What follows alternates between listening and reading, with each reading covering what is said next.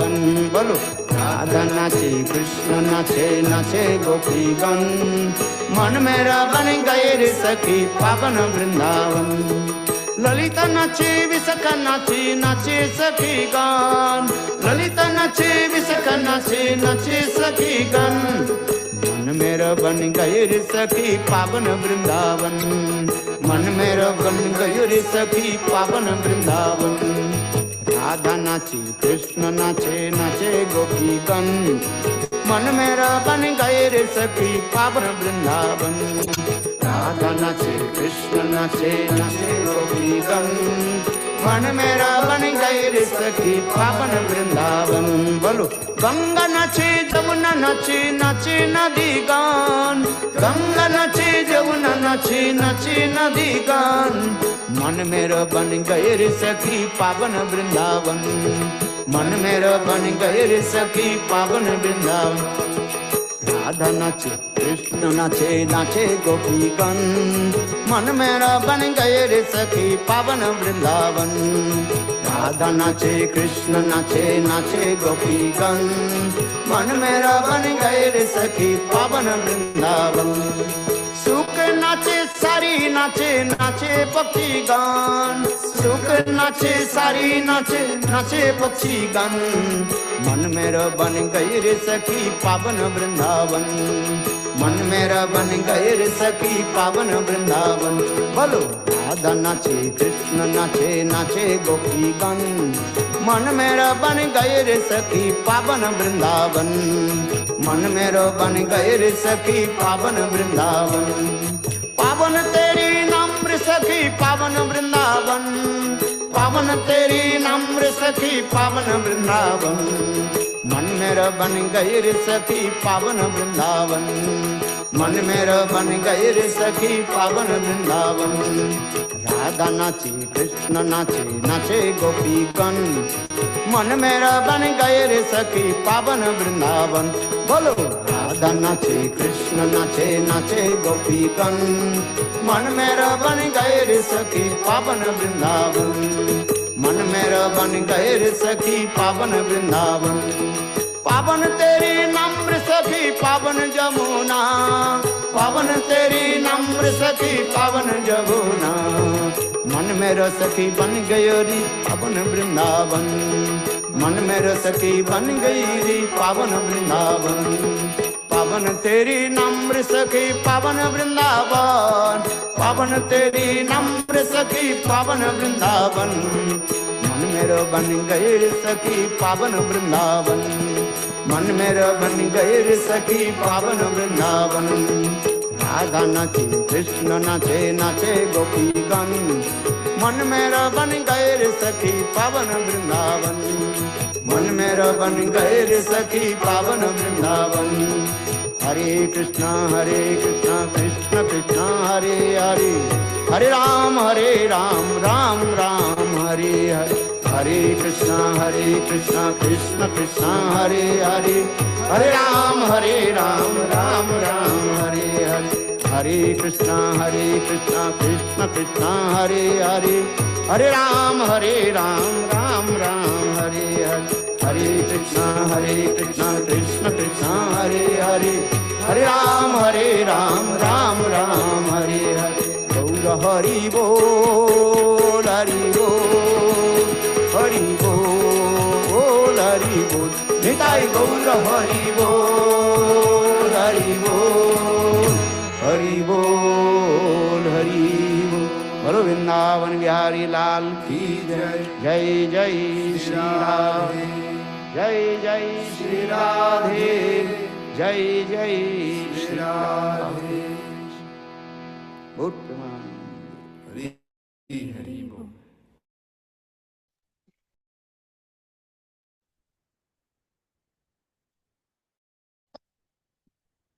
हरि बोल जय जय श्री राधे।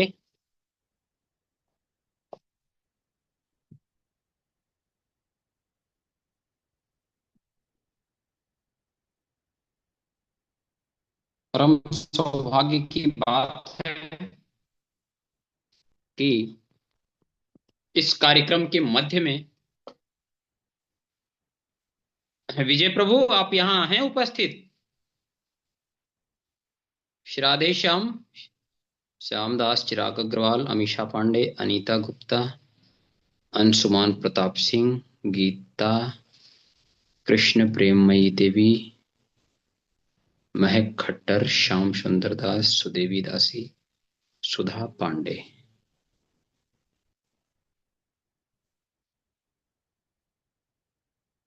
श्रीमान विजय दास, वरिज विजय दास।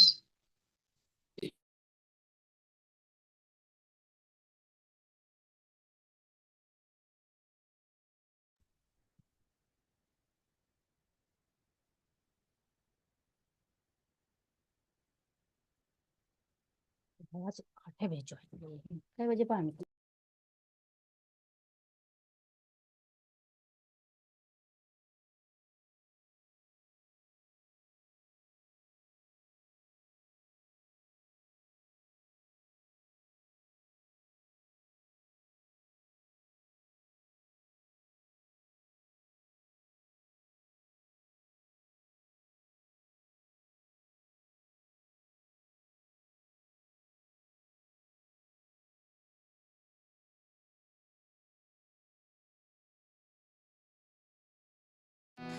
राधा नाचे कृष्ण नाचे, नाचे गोपीगण।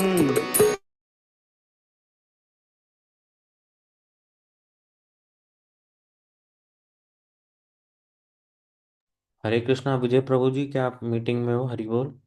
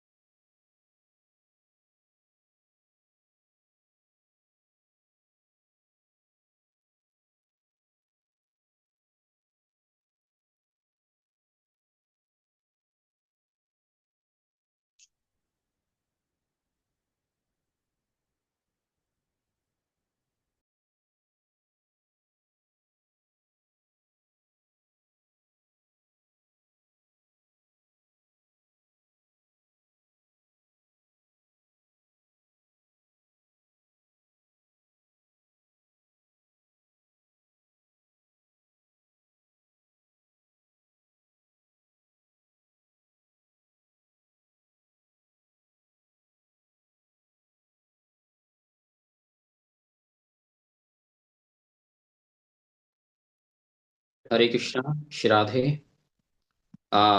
थोड़े समय में श्रीमान क्या बोलते हैं, विजय प्रभु आएंगे, उनको कुछ प्रॉब्लम है तो थोड़े समय में कनेक्ट होंगे। तो आप सबसे प्रार्थना है कि आप लोग थोड़ा सा धैर्य धारण करें। थोड़े समय में प्रभु जी आएंगे। मैं एक बात बतलाना चाहता हूं कि जो गुरु का चरित्र है वो कहते हैं सदा सर्वदा पवित्र है। और दूसरी एक बात यह है कि जब हम लोग ऐसे गुरु पाद पद्म की महिमा का गान करते हैं, उस समय क्या होता है, हमारे हृदय में अलग प्रकार का आनंद है। इसलिए शास्त्रों में साधु की महिमा का वर्णन किया गया है। कहते हैं कि साधु संग सर्व शास्त्र कहे, लव मात्र साधु संग सर्व सिद्धि है। मैं एक दृष्टांत देता हूं, सुनना, बड़ा सुंदर विचार है। एक व्यापारी था। उस व्यापारी ने अपने पुत्र को बोला कि बेटा, यदि जीवन में सक्सेस होना चाहते हो, जीवन में सफलता प्राप्त करना चाहते हो, तो कभी भी साधु का संग मत करना और सत्संग मत करना। तो उस व्यापारी का पुत्र ने ये नियम बना लिया, अपने पिता की आज्ञा को शिरोधार्य करके उसने क्या किया कि निश्चय कर लिया कि अब हम साधु संग नहीं करेंगे। अगर बाई चांस कोई साधु मिल भी जाए तो क्या करेंगे, वहां से अपने हम घूम के दूसरे रास्ते से चले जाएंगे। उसके पिताजी कुछ समय तक इस जगत में रहे, उसके बाद उन्होंने शरीर छोड़ दिया। तो इतने में क्या हुआ, इसके ऊपर कुछ आरोप लगा चोरी का। किसके ऊपर? व्यापारी के पुत्र के ऊपर। तो व्यापारी के पुत्र को जो राजा के सिपाही, जो राजा के सैनिक हैं, वो पकड़ने के लिए दौड़ा रहे थे। तो ये दौड़ रहा था, इतने में इसको सत्संग की आवाज सुनाई दी। इसे तुरंत अपने पिताजी की बात स्मरण हो आई और उसने बोला कि साधु संग हमारे पिताजी करने के लिए मना किए थे। कहे थे कि यदि जीवन में सफल व्यक्ति बनना है तो साधु संग करने। इतने में क्या हुआ, व्यापारी का पुत्र अपने दोनों कानों में क्या किया, ऐसे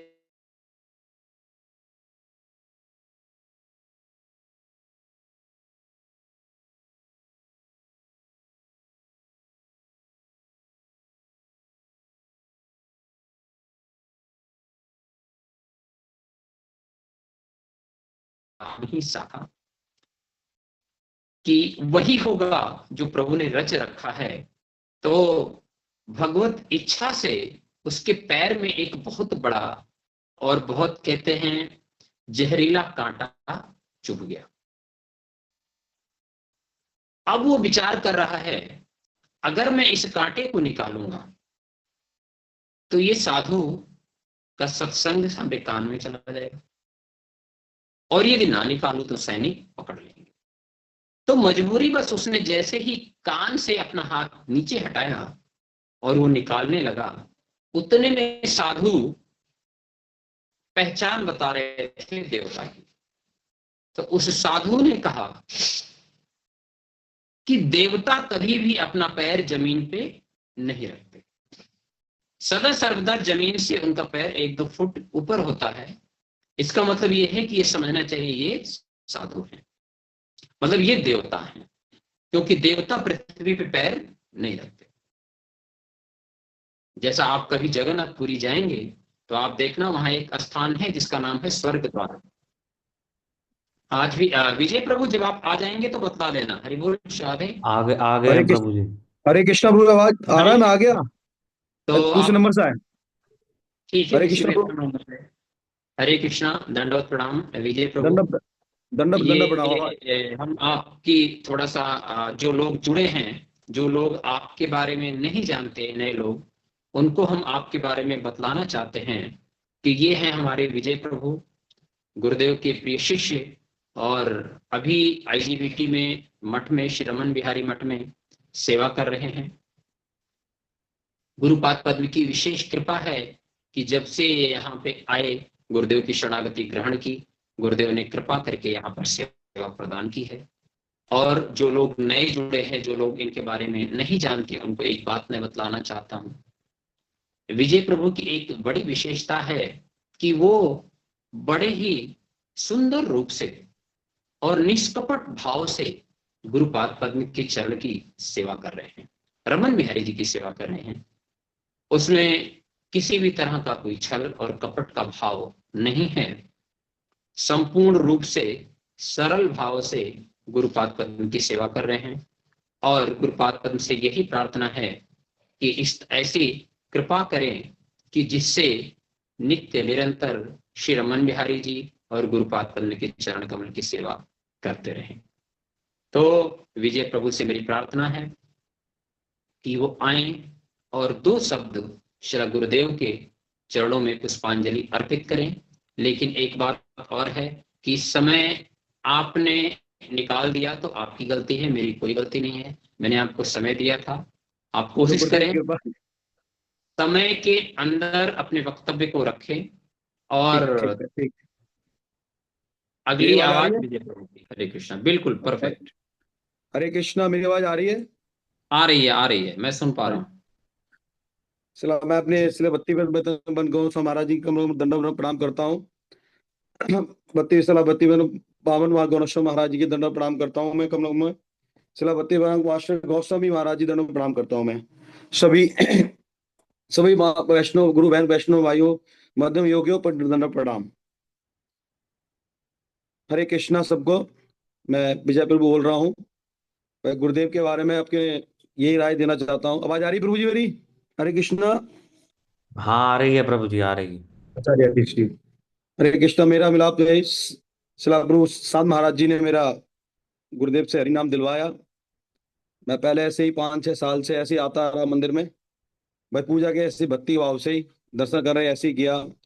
और वैष्णव का हमारे जीवन में वैष्णव का भक्त का कितना महत्व होता है, ये मैं इसी बात से जान सकता हूँ कि हमें हमारे जीवन में एक गुरु से ही संस्कार जितने अपना संपूर्ण जीवन हरि गुरु वैष्णव की सेवा में अर्पित कर लगा दिया।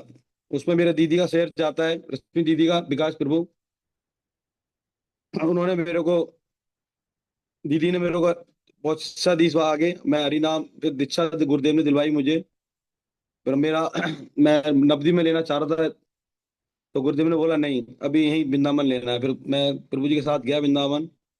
और गुरुदेव के बारे में यही रखना चाहता हूँ, गुरुदेव तो सदा सदा हैं। और गुरुदेव तो बड़े देखा है मैंने, गुरुदेव के बारे में सुना भी है। गुरुदेव सिर्फ कथा में रहते हैं। और गुरुदेव किस लिए आते हैं हमारे लिए जीवन में? गुरुदेव ही एक हमें, जो मैं से आता रहा, गुरुदेव की आने के बाद ही मेरा कल्याण हुआ।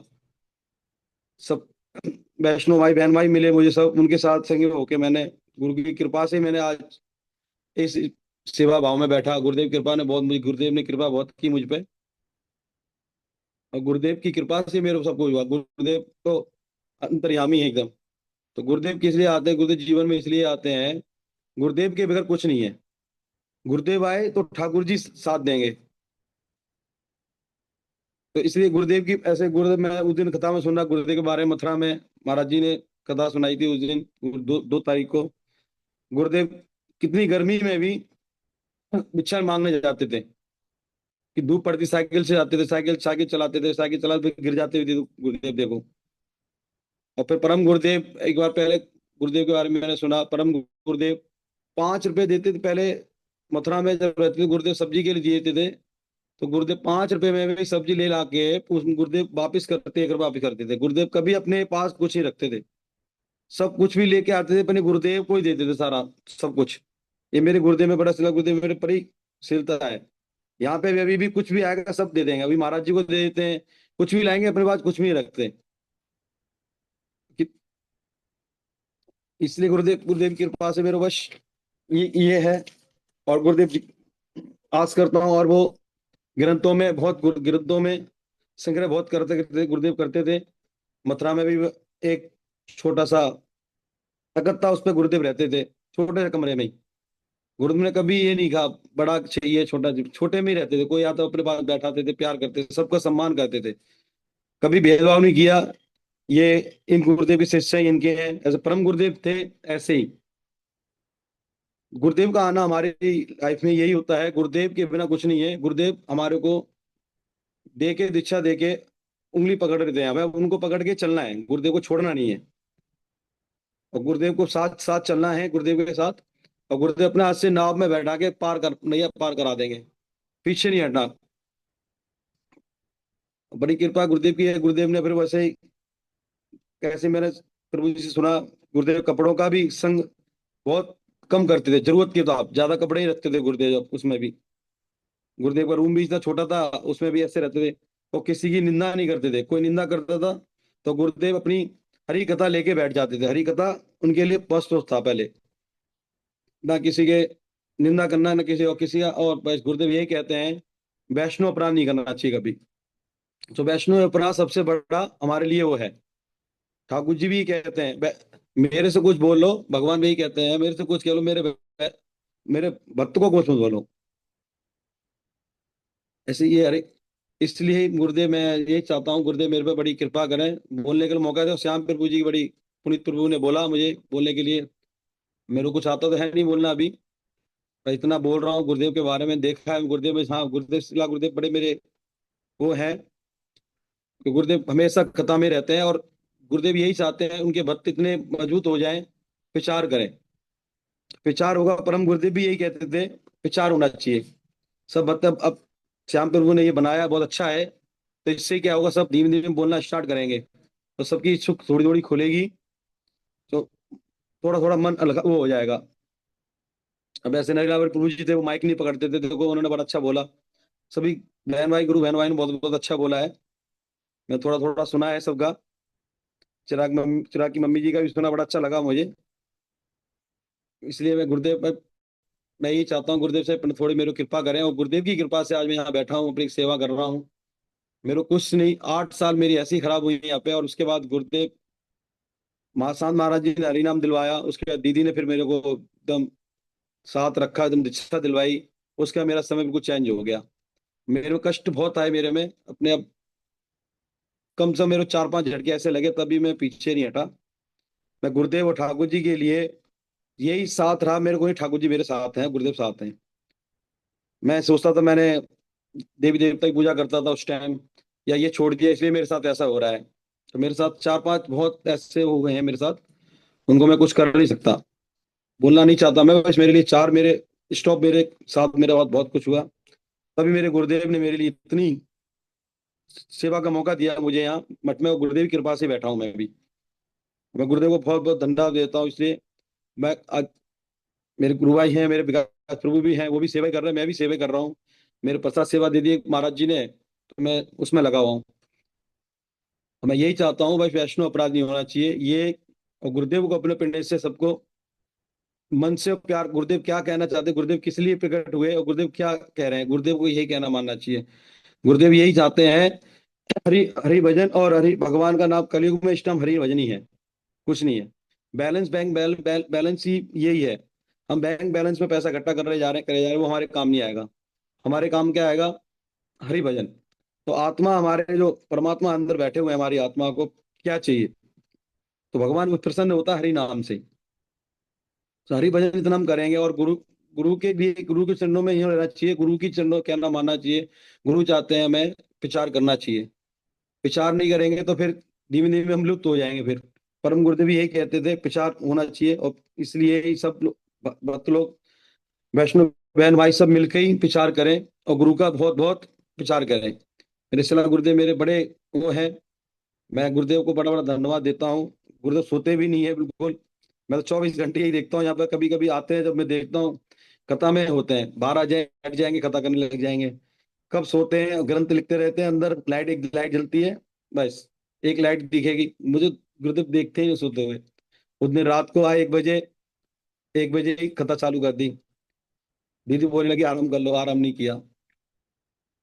तो मैं इसलिए बहुत बहुत गुरुदेव से यही है। और मैं आप वैष्णो वैष्णो भाइयों इस बहन से यही कहा चाहता हूँ, मेरे थोड़ी कृपा करें बोलने के लिए, और थोड़ी हिम्मत दें गुरुदेव के बारे में। गुरुदेव तो देखो ग्रंथों के बड़े वो हैं, ग्रंथ ग्रंथ गुरुदेव को ग्रंथ सदैव सदैव वो रहे हैं। ग्रंथों की आज कर करते तो एक संग्रह बहुत गुरुदेव को है।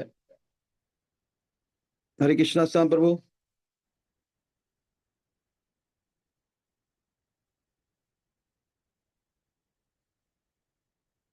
हरे कृष्णा।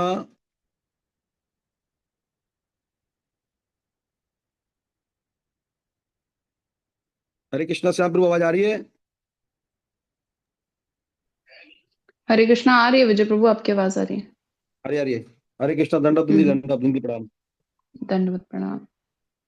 बस आपकी बड़ी सहयोग से ही मैं आज यहाँ तक आ पाया हूँ। बस आपकी बड़ी कृपा हुई है, और फिर गुरुदेव की बड़ी कृपा हुई है मेरे पे। तो इसलिए मैं तुम्हें 7 साल विश ऐसे, जब तक वैष्णव का साथ होता है जब भी भक्त आगे बढ़ सकता है, नियंता कोई नहीं। मैं पहले भी आता था मठ में, आता था, दर्शन करता, सेवा करता, चला जाता था। तो वैष्णव का साथ हुआ, उससे ही फर्क पड़ा। फिर गुरु मिले मेरे, शिला गुरुदेव इतने वो हैं, शिला गुरुदेव है, परम गुरुदेव जैसे पूरे परम गुरुदेव लगते हैं। मैंने, मेरे साथ दो तीन चीज ऐसी हुई हैं मठ में भी। मैं गुरुदेव से, परम गुरुदेव साथ बैठा हुआ था, मेरा मूड ठीक नहीं था, मैं जाना सोच रहा जा रहा हूँ यहाँ से, तो मेरा, मैं सेवा कर रहा था किचन में गुरुदेव की में, और गुरुदेव की आवाज मेरे कानों में ऐसा आई। उसी दिन गुरुदेव में मेरे से मैंने सुना, तो उसी दिन मैं चेंज हो गया बिल्कुल। मैं देखो, मैं परम गुरुदेव से बात कर रहा हूँ, मेरे गुरुदेव की वाणी कैसे बोल रहे हैं, तो मेरे गुरुदेव ने वही वाणी बोली, वो मैं पर परम गुरुदेव से बात कर रहा था बैठ के अंदर भजन कुटी में। मेरा बहुत डिस्टर्ब था मैं उस टाइम। तो उस दिन से मैं पूरा चेंज हूँ, मेरे गुरुदेव को अपना 100% गुरुदेव को देता हूँ अपना। मेरे गुरुदेव मेरे से वो सेवा देंगे जब तक मैं सेवा करूंगा, और गुरुदेव का संग मेरे को 100% चाहिए। बगैर गुरुदेव कुछ है नहीं मेरी लाइफ में। तो गुरुदेव ने मुझे यहाँ तक पहुंचाया है, और गुरुदेव की कृपा से मैं हूँ। मैं यही चाहता हूँ बस, और गुरुदेव मेरे पे कृपा करें थोड़ा, और बोलने के लिए, और थोड़ा बोलने के लिए दें। और बहुत गुरुदेव ने सुंदर, मुझे, हरे कृष्णा साहब प्रभु, हरे कृष्णा। बहुत और सुंदर भी आपने वर्णन किया। कोई गलती वलती हो तो मुझे इसमें क्षमा करें, बस थोड़ा गलती बोलना। वलती का विचार तो अभी तुरंत नहीं हो पाता, बाद में होगा, कुछ समय लगेगा। बट बहुत अच्छे से आपने अपनी बात रखी, और गुरुदेव के प्रति ये समर्पण कि आपने बोला कि हम गुरुदेव के लिए 100% दे रहे हैं, ये बहुत हाँ, बड़ी बात। मैं गुरुदेव की पूरा अपने 100% दे रहा हूँ। 100% में गुरुदेव की कृपा, गुरुदेव मेरे से, गुरुदेव के बगैर कुछ है ही नहीं, जीवन में ही कुछ नहीं है। तो मैं देखो चेंज हुआ, 7 साल मेरी ऐसी हुई, मैं इसको देखता हूँ तो गुरुदेव आए मेरे एकदम, मेरे उसमें, तो मैं बिल्कुल चेंज हो गया। हरि नाम मिला गुरुदेव से, हरि नाम गुरुदेव से लेना चाहिए। अब ऐसे कोई माला बाहर से ले लेते हैं, तो वो माला काम, जो गुरुदेव नाम हरि माला देते हैं, उसमें गुरुदेव की पूरी शक्ति होती है, पूरा गुरुदेव का सहयोग होता है उसमें, तो उससे और बढ़ोतरी होती है ऐसी। सही बात है, बहुत सुंदर। बहुत अच्छे से आपने वर्णन किया, और बहुत सुंदर अपने अनुभव को रखा कि किस तरह से आपने 8 साल बर्बाद किया, और जब शांत महाराज जी ने आपको गुरुदेव से मिलाया, उसके बाद से हाँ, आपका लाइफ बिल्कुल चेंज हो गया। और गुरुदेव की ऐसी कृपा की वो नित्य रमन बिहारी जी की सेवा में नियुक्त किए, जैसा कि हाँ, आपने बताया। रमनी दीदी और विष्णुदत्त प्रभु की विशेष आपके हाँ, ऊपर कृपा रही, हाँ, माध्यम उनकी रहे कृपा बहुत गुरुदेव रही है से मेरे पे। मिलाने की। हाँ, तो ये बहुत ही अच्छी बात है। ऐसे हमें संग में रह करके भगवत भजन में नियुक्त रहना चाहिए। यही वास्तव में जीवन का देखो, वास्तविक सार है। इससे जीवन का बढ़ बात, करके, हाँ, गुरुदेव का बात ये, हमारे इससे सबको मिलके गुरुदेव को प्रचार करना चाहिए। सबसे सबसे अच्छी है देखो। अब हम तान तारा भी गए दीदी के वहां पे, 3 4 बार गए हैं, ऐसे ही हर जगह प्रचार। मेरा भी सोच है अभी, थोड़ा भी यहाँ बिजी हो गया हूँ, मेरे गांव में भी जाना है, तो मैं गुरुदेव का प्रचार करना चाहता हूँ। किस लिए, क्यों, आए किस लिए हम आए, तो ठाकुर जी की सेवा सबको लगाने के लिए। वैष्णव वैष्णव बने, भगवान ठाकुर जी क्या कहते हैं, फिर तो हम जीवन में 84 उन्हें फिर दोबारा भटकते रहेंगे, भटकते रहेंगे। अब गुरुदेव ने उंगली पकड़ ली है, तो गुरुदेव का साथ नहीं छोड़ना। नाम में गुरुदेव बैठा के ले जाएंगे अपने, नहीं तो हम नाम में ही हम जाते जाते जाएंगे। बिल्कुल सही बात है प्रभु जी। थैंक यू सो मच, बहुत अच्छे से आपने अपने शब्द रखे। मैं आपको हृदय से धन्यवाद देता हूँ। गुरुपाद पद्म के चरण में ये निवेदन करता हूँ कि ऐसे ही कृपा बनाए रखें, कि आप सदा सर्वदा मन खराब होने के बावजूद भी नित्य प्रति ठाकुर जी की सेवा में, गुरुदेव की सेवा में नियुक्त रहें। मन अवश्य ही सही होगा जब आपकी पूर्ण शरणागति रहेगी गुरुपाद पद्म के चरण कमल में। जैसा समय असल में अधिक हो गया थोड़ा, तो अभी रमनी दीदी यहाँ पे हैं। हरे कृष्णा, जय जय श्री राधे। हरे रमनी कृष्णा। दीदी, हाँ। हरे कृष्णा, दंडवत तो प्रणाम। दंडवत प्रणाम आपके चरण कमल में। ये है रमनी दीदी। इनके बारे में बहुत अधिक बतलाने की तो आवश्यकता नहीं है। सब लोग रमनी दीदी के बारे में जानते हैं कि किस तरह से रमनी दीदी जब भी गुरुदेव दिल्ली में होते हैं, संपूर्ण रूप से अपना संपूर्ण समय देती हैं। इसमें किसी तरह की अतिशयोक्ति नहीं है, और मैक्सिमम गुरुदेव के साथ ट्रेवल करती हैं, और जहां तक संभव है गुरुपाद पद्म के नित्य कथा में नियुक्त रहना चाहते हैं। और तो और इसके साथ संपूर्ण सेवाओं में भी नियुक्त रहते हैं। आप देखेंगे जब गुरुदेव दिल्ली में रहते हैं विशेष करके, तो रमनी दीदी मुझे लगता है 24 आवर्स में मैक्सिमम टाइम मठ में ही रहते हैं। क्यों? क्योंकि गुरु पाद पद्म के प्रति एकांतिक निष्ठा ये बहुत ही इंपॉर्टेंट है हर व्यक्ति के लिए और हर साधक के लिए। तो इनका जो सेवा भाव है और जो नियम पूर्वक, एक विशेष बात और भी हमने क्या देखा कि गुरुदेव जब दिल्ली में रहते हैं तब तो ठीक है आना, कि गुरुपाद पद्म के प्रति निष्ठा, और गुरुदेव यहाँ पे हैं तो आकर के सेवा इत्यादि। लेकिन जब गुरुदेव नहीं भी रहते हैं तो भी नित्य प्रति मंगला आरती में आती हैं, क्योंकि हमने मैक्सिमम गुरुपाद पद्म से श्रवण किया, आचार्यों से श्रवण किया कि बिना मंगला आरती में आए हमारा मंगल संभव नहीं है। तो वास्तव में अपना मंगल करने के लिए और अपने साथ साथ अपने परिवार का मंगल करने के लिए नित्य प्रति आप देखेंगे उनका 99.99% प्रयास रहता है कि हमेशा मंगला आरती में उपस्थित रहें। परिस्थिति कितनी ही विपरीत क्यों ना हो, सर्दी बारिश इत्यादि इत्यादि, तो भी वो समय से आने का प्रयास करती हैं और आती हैं।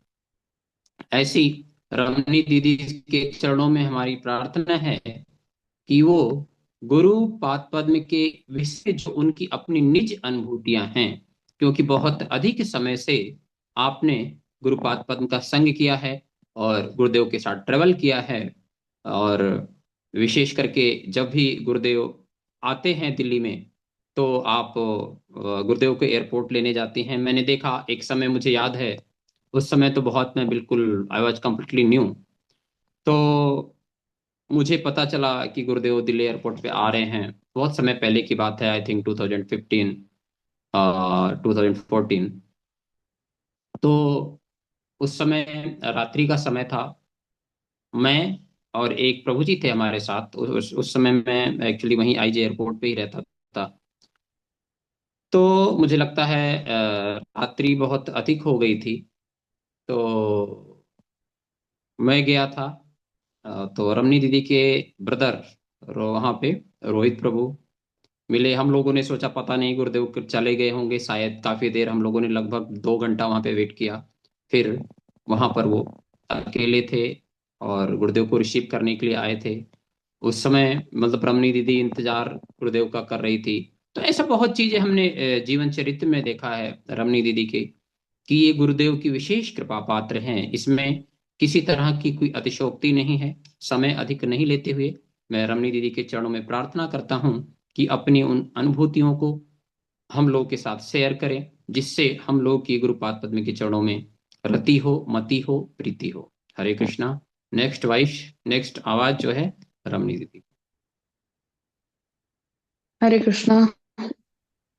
दंडवत प्रणाम आप सभी के चरणों में। ओम अज्ञानतिमिरान्धस्य ज्ञानाञ्जन शलाकया चक्षुरुन्मीलितं येन तस्मै श्री गुरवे नमः।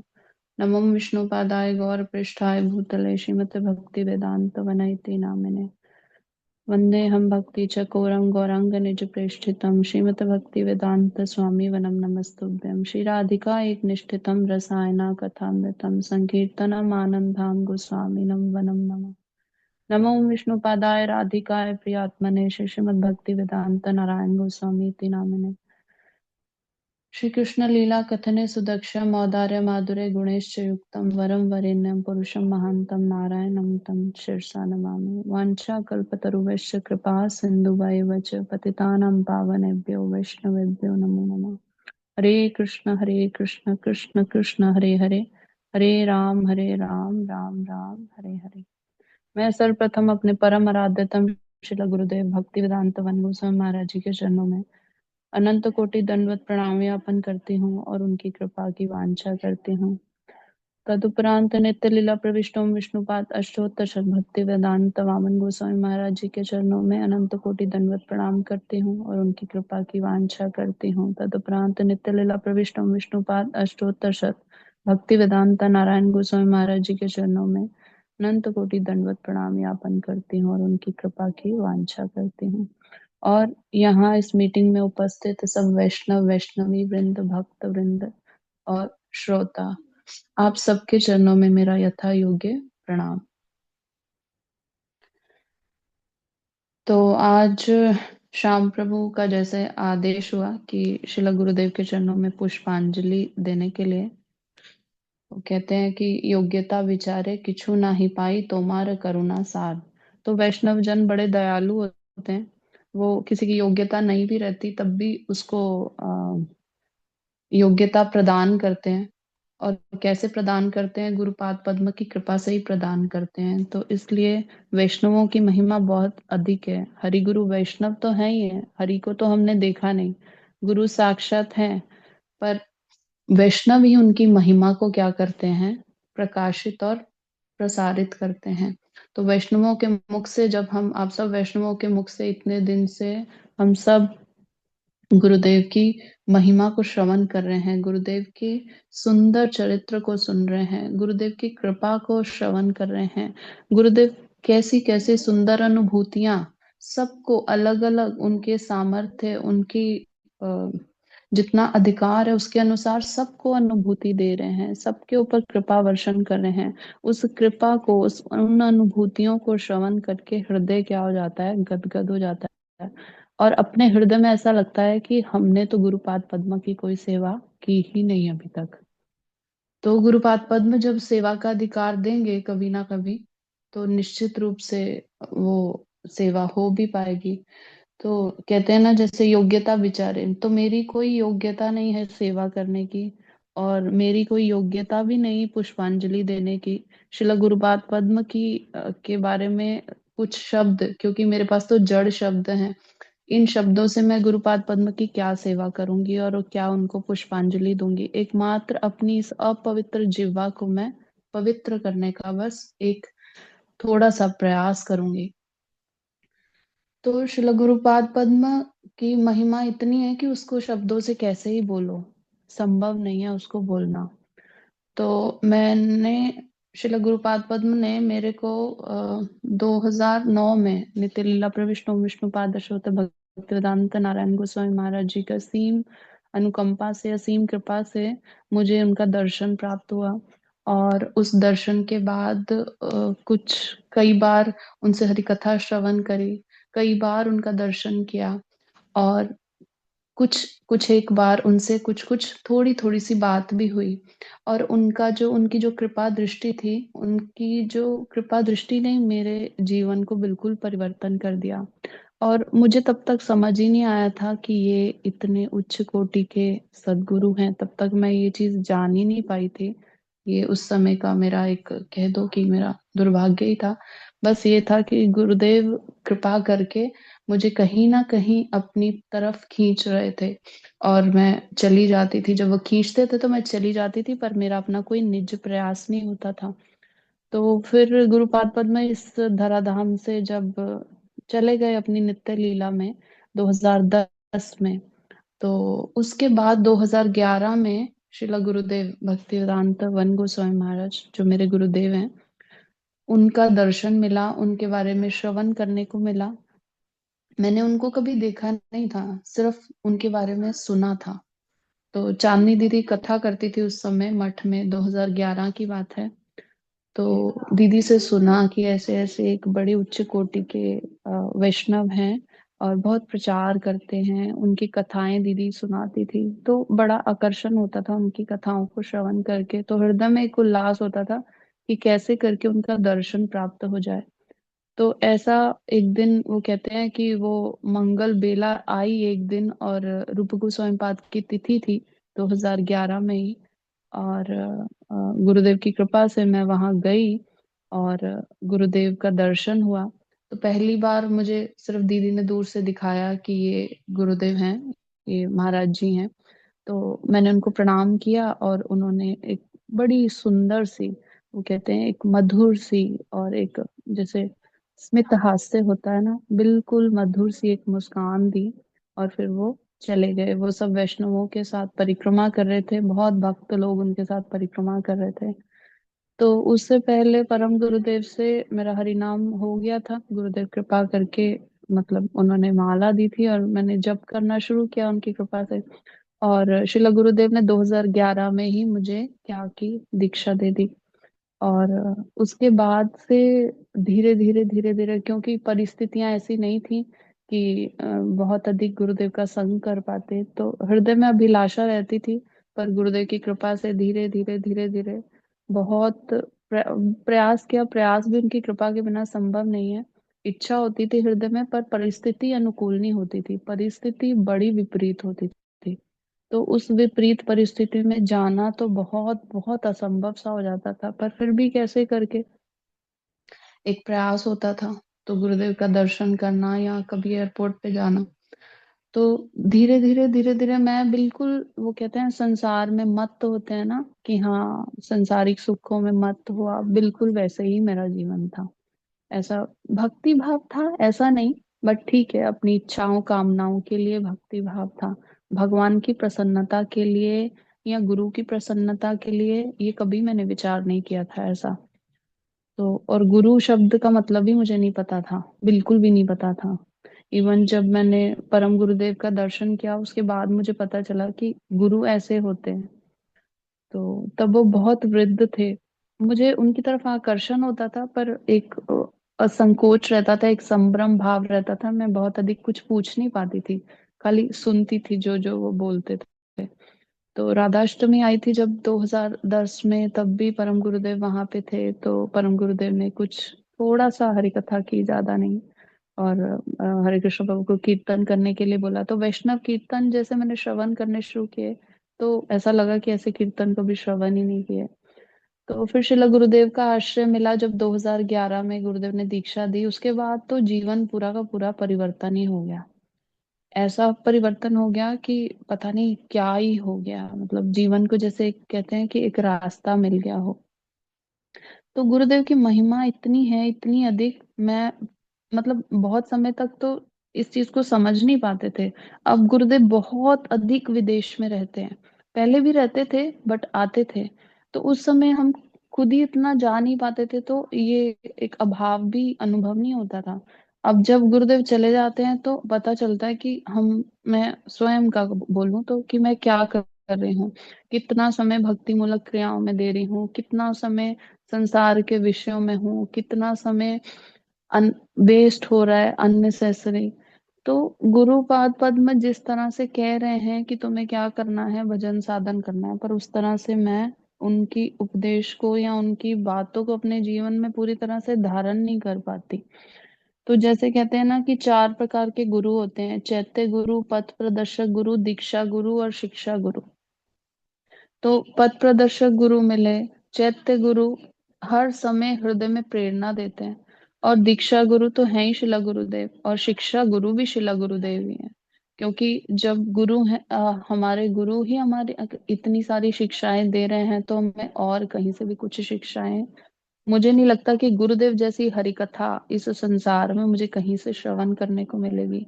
ठीक है, बहुत उच्च कोटि के साधु हैं, बहुत उच्च कोटि के भजनशील महात्मा है इस धराधाम पे, बट गुरु पाद पद्म के प्रति ऐसा कि उन्होंने बोला कि एकमात्र तुम क्या करो, कहते हैं ना गुरु पाद पद में रहे यार निष्ठा भक्ति, जगत तारिते सही धरे महाशक्ति।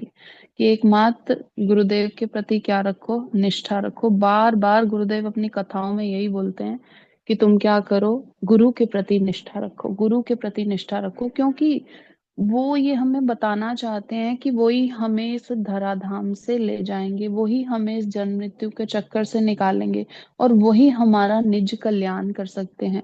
जैसे एक माँ अपने बच्चे को हर समय डांटती रहती है कि तू ये मत कर, तू ये मत कर, पर बच्चे को वो माँ अच्छी नहीं लगती, क्योंकि हर समय उसे क्या कर रही है, किसी ना किसी बात पे बोल रही है। तो इसी तरह से गुरुदेव हर समय हमें बता रहे हैं कि तुम गुरु के प्रति निष्ठा रखो, निष्ठा रखो। तो ऐसी निष्ठा गुरुदेव के प्रति किसी जन्म में आ जाए, यही क्या होगा, इस कहते हैं इस मनुष्य जीवन को धारण करने की सार्थकता होगी ये पूर्ण रूप में। तो जैसे रघुनाथ दास गोस्वामी की क्या है, बड़ी निष्ठा है अपने गुरु के प्रति। तो कहते हैं, अब रघुनाथ दास गोस्वामी जी की निष्ठा हम देखें गुरु के प्रति, तो गुरु के प्रति तो है ही है, उसके बाद उन्होंने उनकी जो निष्ठा राधा कुंड के प्रति है, उन्होंने राधा कुंड में रह के भजन किया। गुरुदेव अपनी कथा में ये बताते हैं कि राधा कुंड के प्रति कैसी निष्ठा, अपनी ईश्वरी के प्रति ऐसी निष्ठा कि कोई भी आ जाए, कृष्ण भी स्वयं आ जाएं और आके ये बोलें कि मैं तुम पे कृपा कर रहा हूं, तो वो उस कृपा को भी क्या कर देते हैं, नकार देते हैं। वो कहते हैं एकमात्र मुझे मेरी राधिका की ही कृपा चाहिए, मुझे और किसी की कृपा चाहिए ही नहीं। तो इस तरह से गुरुदेव जो अपनी कथाओं में निष्ठा की बात करते हैं, ये कोई साधारण नहीं है। राधा कुंड पे एक बार गुरुदेव कथा कर रहे थे कि राधिका जी एक बार क्या होता है, रूठ के चली जाती हैं कृष्ण से, रूठ के जाके राधा कुंड के एक कोने पे बैठ जाती हैं। कोने पे बैठ जाती हैं तो अब कृष्ण उनके पास जाते हैं। अब राधिका जी नहीं मानती, तो उस समय क्या होता है, कहते हैं कि जैसे ब्रज के रास्ते ना बिल्कुल पगडंडी जैसे हैं, छोटे छोटे। तो अब राधिका जी वहां चल रही होती हैं, तो कृष्ण क्या करते हैं, एक उसका सर्प का रूप धारण कर लेते हैं। और जैसे ही सर्प आ जाता है, तो अब राधिका जी डर जाती हैं। तो कृष्ण कृष्ण महाभाव हो, कृष्ण कृष्ण महाभाव, और कृष्ण को स्मरण करती हैं और कृष्ण वहां आ जाते हैं और कृष्ण को आलिंगन कर लेती हैं। तो इस तरह की कथाएं जब हम उस राधा कुंड में जाते हैं, जब गिरिराज गोवर्धन का दर्शन करते हैं, तो श्रील गुरुदेव की ये बातें हृदय में बार बार बार बार स्मरण होती हैं। तो अगर गुरुदेव ये सब नहीं बताएं हमें, तो हमारे लिए क्या है, वो एक सरोवर जैसा है, गिरिराज गोवर्धन एक पहाड़ जैसा है। तो इन सब स्थानों की महिमा एकमात्र हमें गुरुदेव के मुख से ही पता चली। मेरे जैसे जीव को तो पता ही नहीं था कि वृंदावन धाम होता कैसा है। मैं जाती थी वृंदावन, पर ये नहीं पता था कि ये धाम है, इस धाम की कुछ महिमा है, इस धाम में भगवान ने बहुत सारी लीलाएं की हैं। उन चीजों की कभी भी मेरे को स्मृति नहीं आती थी। पर जैसे ही गुरुदेव ने अपने आश्रय में लिया, तो गुरुदेव ने अपनी हरि कथाओं से हृदय में ऐसी ऐसी, वो कहते हैं भक्ति का ऐसा बीज डाल दिया, और उसका पोषण भी बड़े सुंदर रूप में गुरुदेव आज भी कर रहे हैं। मेरी उतनी योग्यता नहीं है कि उस पोषण को मैं ले पाऊं, मैं, मेरे निज उतने प्रयास भी नहीं रहते। तो गुरुदेव तो निश्चित रूप से कृपा करते ही जा रहे हैं, करते ही जा रहे हैं। और जैसे ये धन्य कली है, इसमें महाप्रभु आए और महाप्रभु ने नाम का प्रचार प्रसार किया, और उसी नाम को करने के लिए गुरुदेव इतना प्रोत्साहन देते हैं, इतना प्रोत्साहन देते हैं कि नाम क्या है, चिंतामणि के स्वरूप है। तुम क्या करो, नित्य निरंतर नाम सेवा करो। तो गुरुदेव की वाणी को अगर सिर्फ जीवन में धारण कर लेना, तो ये जीवन क्या हो जाए, बड़ा सुखद हो जाए। पूर्ण रूप से अगर उनकी बातों को अपने जीवन में ले लिया, तो कहीं कुछ और विचार करने की आवश्यकता ही नहीं, कोई संशय भी नहीं किसी भी तरह का।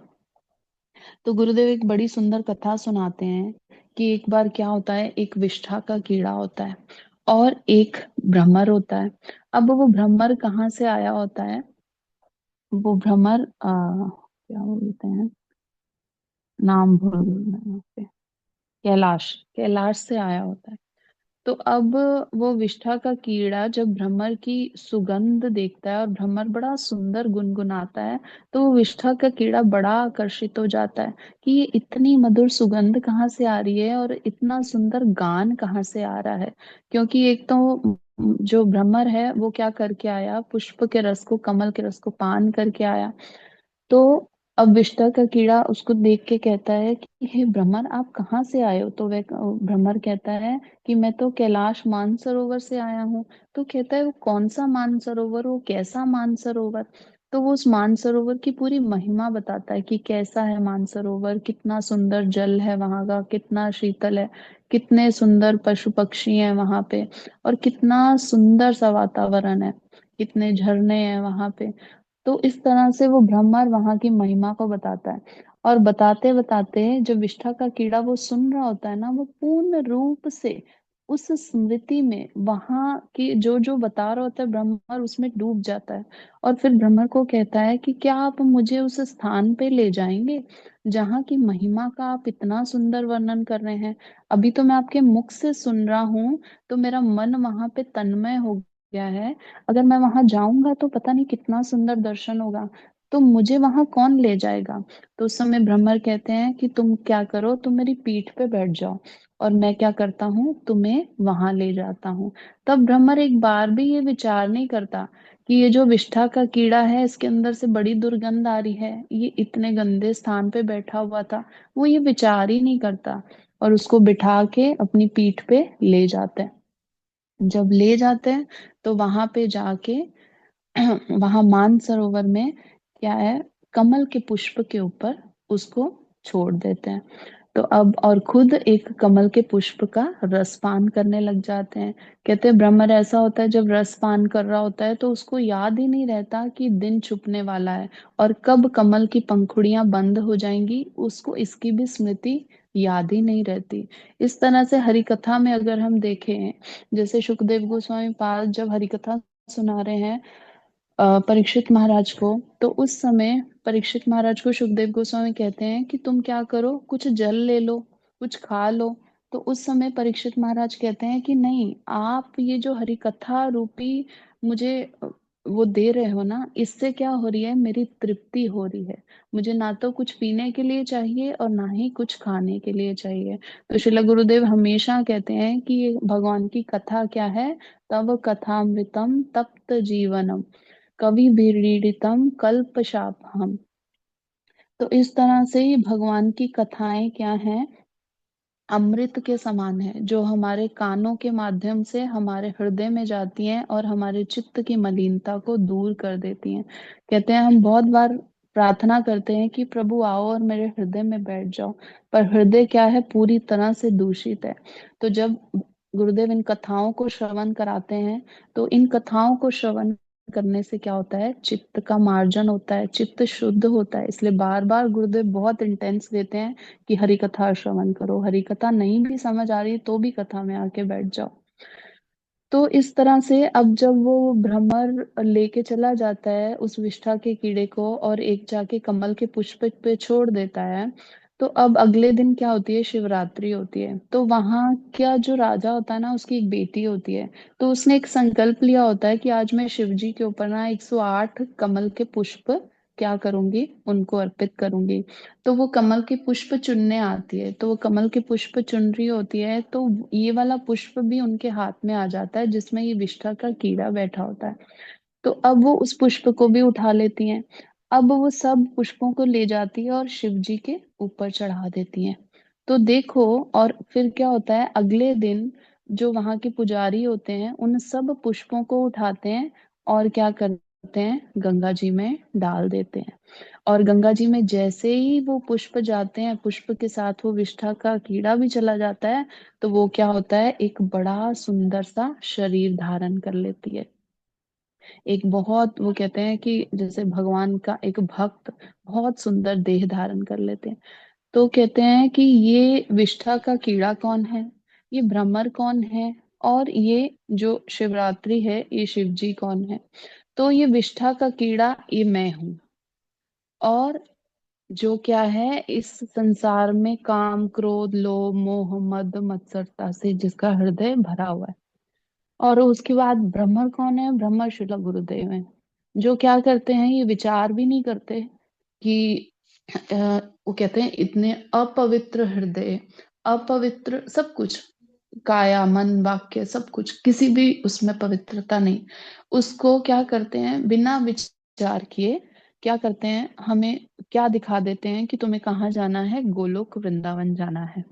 और तुम क्या करो, सिर्फ ये नाम करो। जिस तरह से उस ब्राह्मण ने बोला कि तुम मेरी पीठ पे बैठ जाओ कि मैं तुम्हें कहाँ ले जाऊंगा, मानसरोवर, कैलाश मानसरोवर ले जाऊंगा, और वहां जाके तुम्हें सुख ही सुख होगा। इसी तरह से शिला गुरुदेव कहते हैं कि तुम क्या करो, भगवत नाम करो, दीक्षा मंत्र करो, हरि कथा श्रवण करो, ग्रंथ अध्ययन करो।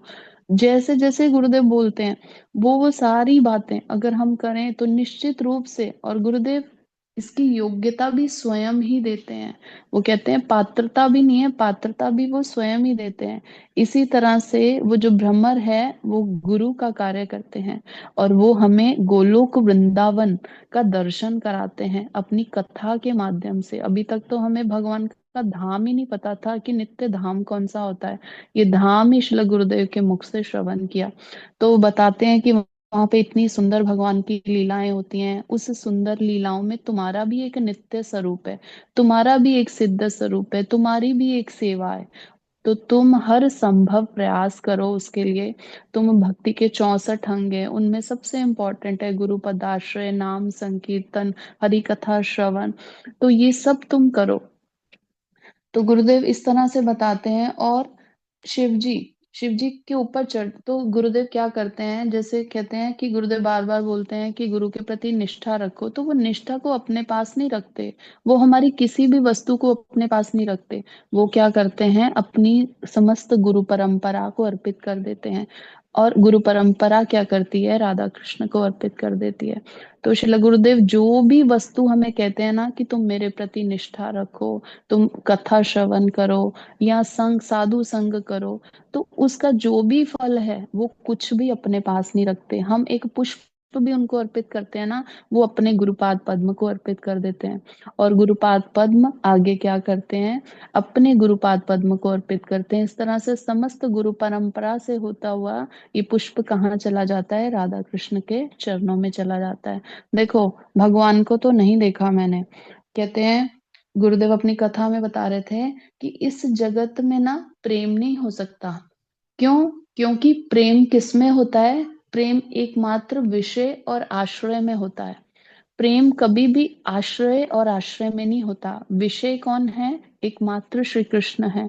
और आश्रय कौन है, श्रीमती राधिका है, हमारी समस्त गुरु परंपरा है, हमारे गुरुदेव हैं। तो ये कौन है, आश्रय तत्व हैं। तो आश्रय तत्व ही क्या करता है, विषय तत्व की, भगवान की सेवा करता है। तो कहते हैं हमें अगर सेवा की परिपाटी जाननी है, भगवान की सेवा कैसे करनी है, तो एकमात्र हमें आश्रय तत्व का आश्रय स्वीकार करना होगा। जब तक हम आश्रय तत्व का मतलब श्रील गुरुदेव का और श्रीमती राधिका, उनकी सब सखियां, उनकी सब मंजरियां, इन सब का आश्रय नहीं स्वीकार करेंगे तो निश्चित रूप से हम भक्ति मार्ग में अग्रसर हो ही नहीं सकते। तो इस तरह से गुरुदेव जो ये सारी बातें बता रहे हैं, ये कोई साधारण नहीं है, बिल्कुल भी साधारण नहीं है। तो गुरुपाद पद्म नित्य निरंतर हमें ये प्रोत्साहन दे रहे हैं कि तुम क्या करो, भगवत भजन करो और अपने इस मनुष्य जीवन को सार्थक करो। तो जो शिव जी की बात हुई, जिस तरह से बताया, तो जैसे गुरुपाद पद्म अपना सब कुछ अपनी गुरु परंपरा को अर्पित करते हैं और गुरु परंपरा राधा कृष्ण को अर्पित करती है, इसी तरह से वो जो ब्राह्मण था उसने क्या किया, उसने अपनी पीठ पे लेके एक पुष्प पे छोड़ दिया और उस पुष्प को उस राजा की बेटी ने शिव जी के ऊपर चढ़ा दिया और शिव जी से वो पुष्प गंगा जी में चला गया। तो इस तरह से जब शिव जी पे चढ़ा दिया तो वो पुष्प कहाँ चला गया, भगवान के उस पे चला गया। तो इसी तरह से गुरुपाद पद्म हम जीवों को क्या करते हैं, भगवान के चरणों में ही अर्पित कर देते हैं। हमारी जो श्रद्धा है उसको वो उनके चरणों में अर्पित कर देते हैं। वो अपने पास निज कुछ भी नहीं रखते। हम अपने गुरुदेव की क्वालिटी देखते हैं, एक संसार में इतने गुरु आजकल हम देख रहे हैं, पर ऐसे गुरु हमें कभी, वो कहते हैं कि हम तो क्या ही ढूंढ पाएंगे। उन्हीं की कृपा है कि उन्होंने हम पे कृपा दृष्टि की, कि जिनको संसार की किसी भी वस्तु से कोई भी लेना देना नहीं, उनका एकमात्र लक्ष्य है सिर्फ और सिर्फ अपने गुरुदेव की सेवा करना और भजन करना। वो नित्य निरंतर सिर्फ और सिर्फ ग्रंथ अनुशीलन में डूबे रहते हैं। और हरि कथा उनका क्या है, वो विश्राम जो बोलते हैं, उनका विश्राम ही हरि कथा है। वो हरि कथा ना बोले तो वो विचलित जैसे हो जाते हैं, अगर उनको थोड़ी देर के लिए हरि कथा बोलने को ना मिले। तो उनका कथा बोलना ही उनका क्या है, विश्राम है। और उनको सबसे ज्यादा उत्साह जो उनका देखा जाता है वो हरि कथा में देखा जाता है। जब वो हरि कथा बोल लेते हैं तो उनका चित्त क्या हो जाता है, पूर्ण रूप से प्रसन्न हो जाता है। तो ऐसे गुरुपाद पद्म की मैं क्या सेवा करूं, क्या मेरी योग्यता है, नहीं जानती। मैं श्रील गुरुदेव से यही प्रार्थना करती हूँ कि मेरे हृदय में बहुत सारे विकार हैं, तो उन विकारों को भी मैं आपके चरणों में ही अर्पित करती हूँ। और आप मुझे ऐसी योग्यता दो, ऐसा बल दो कि जैसा जैसा आप चाहते हो कि मैं भजन करूं, मैं साधन करूं, वैसा वैसा मैं कर पाऊं। और आपकी जिसमें प्रसन्नता हो, मैं उस प्रकार की आपकी सेवा कर पाऊं। तो मैं ज्यादा समय ना लेते हुए अपनी वाणी को यही विराम देती हूँ। बहुत बहुत आभार सबके प्रति, बहुत बहुत धन्यवाद। और विशेष रूप नमस्ते श्याम प्रभु का, जिन्होंने मुझे ये समय दिया श्री गुरुदेव के चरणों में पुष्पांजलि देने के लिए। मेरी योग्यता नहीं पुष्पांजलि की, बट फिर भी कहते हैं कि वैष्णव वाणी को हमेशा वो करना चाहिए, शिरोधार्य करना चाहिए। तो ये गुरुदेव के निज सेवक हैं, उनकी सेवा करते हैं, उनके हृदयगत तो भावों को जानते हैं। तो मैं इनको प्रार्थना करूंगी कि ये मुझ पे भी कृपा करें कि मैं गुरुदेव के हृदयगत भावों को जान के कभी उनकी उनकी इच्छा के, उनके मन के और अनुरूप उनकी सेवा कर पाऊं। वांछा कल्पतरुभ्यश्च कृपा सिन्धुभैव च पतितानां पावनेभ्यो वैष्णवेभ्यो नमः। हरे कृष्ण कृष्ण कृष्ण हरे हरे, हरे राम राम राम हरे हरे। हरे कृष्णा, दंडवत प्रणाम सभी को। हरे कृष्णा, दंडवत प्रणाम दीदी। बहुत सुंदर रूप से आपने वर्णन किया, बहुत अच्छा लगा, बहुत आनंद आया सुन करके। आवाज आ रही है ना मेरी? उसको हाँ जी, आगे।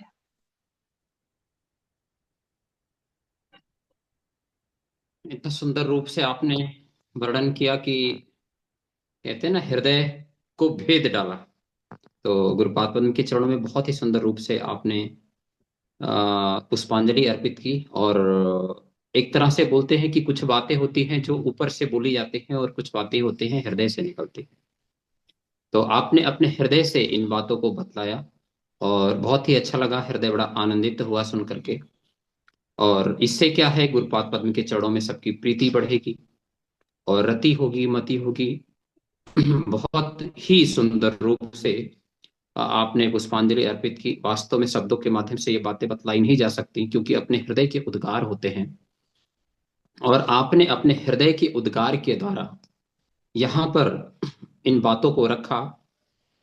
गुरुपाद पद्म के चरणों में यही प्रार्थना है कि इसी तरह से आपके ऊपर कृपा और अपना आशीर्वाद बनाए रखें, जिससे कि जिस तरह से आपने अपने संपूर्ण परिवार को भगवत सेवा में, गुरु सेवा में नियुक्त किया है, इसी तरह से आप सबको भगवान की सेवा में नियुक्त करते रहें, गुरुपाद पद्म के चरण में नियुक्त करते रहें। क्योंकि गुरुदेव का एक ही आदेश है, जैसा अभी विजय प्रभु बतला रहे थे, कि हमें क्या करना चाहिए, अपनी गुरु की वाणी का सर्वत्र ही प्रचार करना चाहिए। क्यों करना चाहिए? क्योंकि उसी में उसका कल्याण है और उसी में हमारा अपना निज कल्याण है। जैसे दृष्टांत देते हैं कि एक बालक मेले में गया है और वो अपने पिता से वहां बिछुड़ जाता है।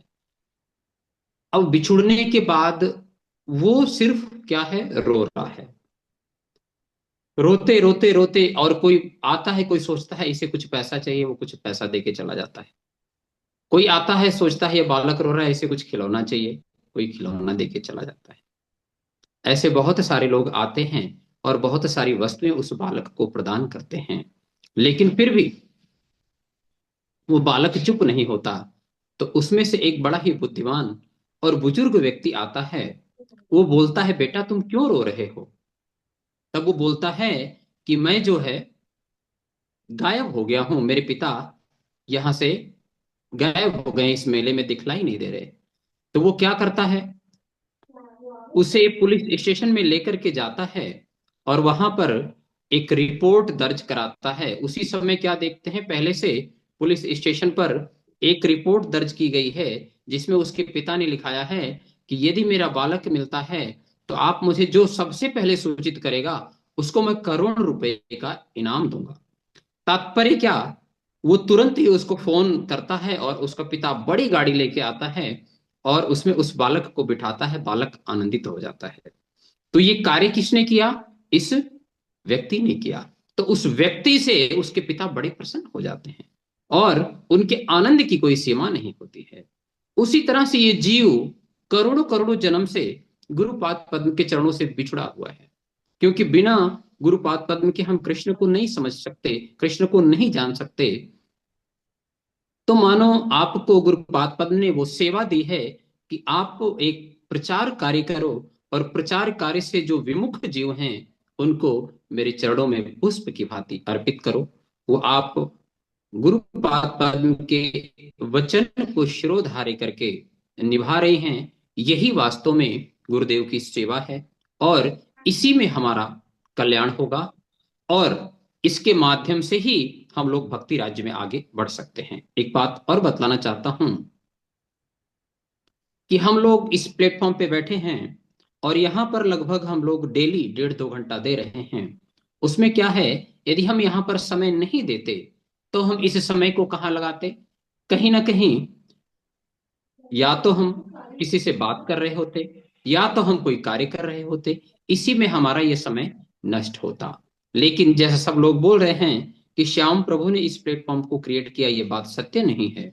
सत्य ये बात है कि सबने मिलकर के किया और गुरुदेव हृदय में क्या करते हैं, प्रेरणा प्रदान करते हैं। करवाने वाले एकमात्र गुरुदेव हैं, ये बात ध्यान रखना। कोई अपनी इच्छा से इन वस्तुओं को नहीं कर सकता और उसके मन में आध्यात्मिक विचार नहीं आ सकते बिना गुरुदेव की कृपा के। गुरुदेव की जो इच्छा होती है वो अपने शिष्य के हृदय में क्या करते हैं, स्फुरित करवा देते हैं और वो उसी हिसाब से फिर कार्य करता है।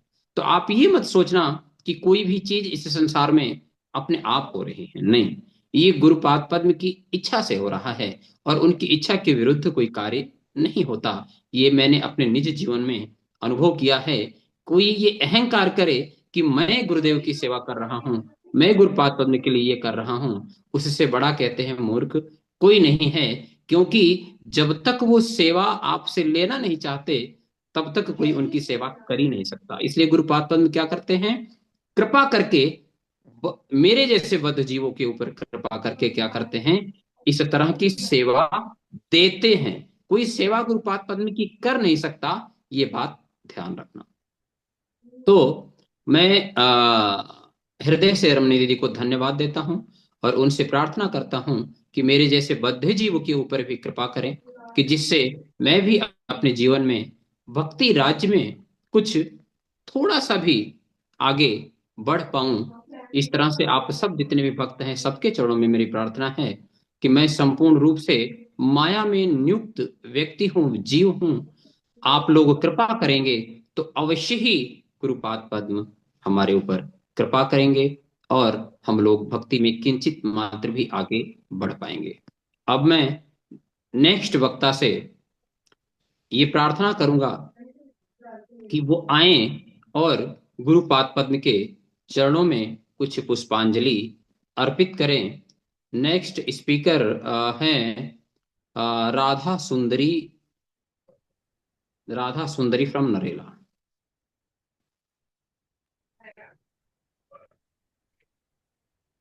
हरे कृष्ण प्रभु जी, दंडवत हरे कृष्णा। राधा सुंदरी के ऊपर विशेष कृपा है गुरुपाद पद्म की। जिस तरह से नाम है राधा सुंदरी उसी तरह से कार्य भी है। आप अपना वीडियो ऑन करो।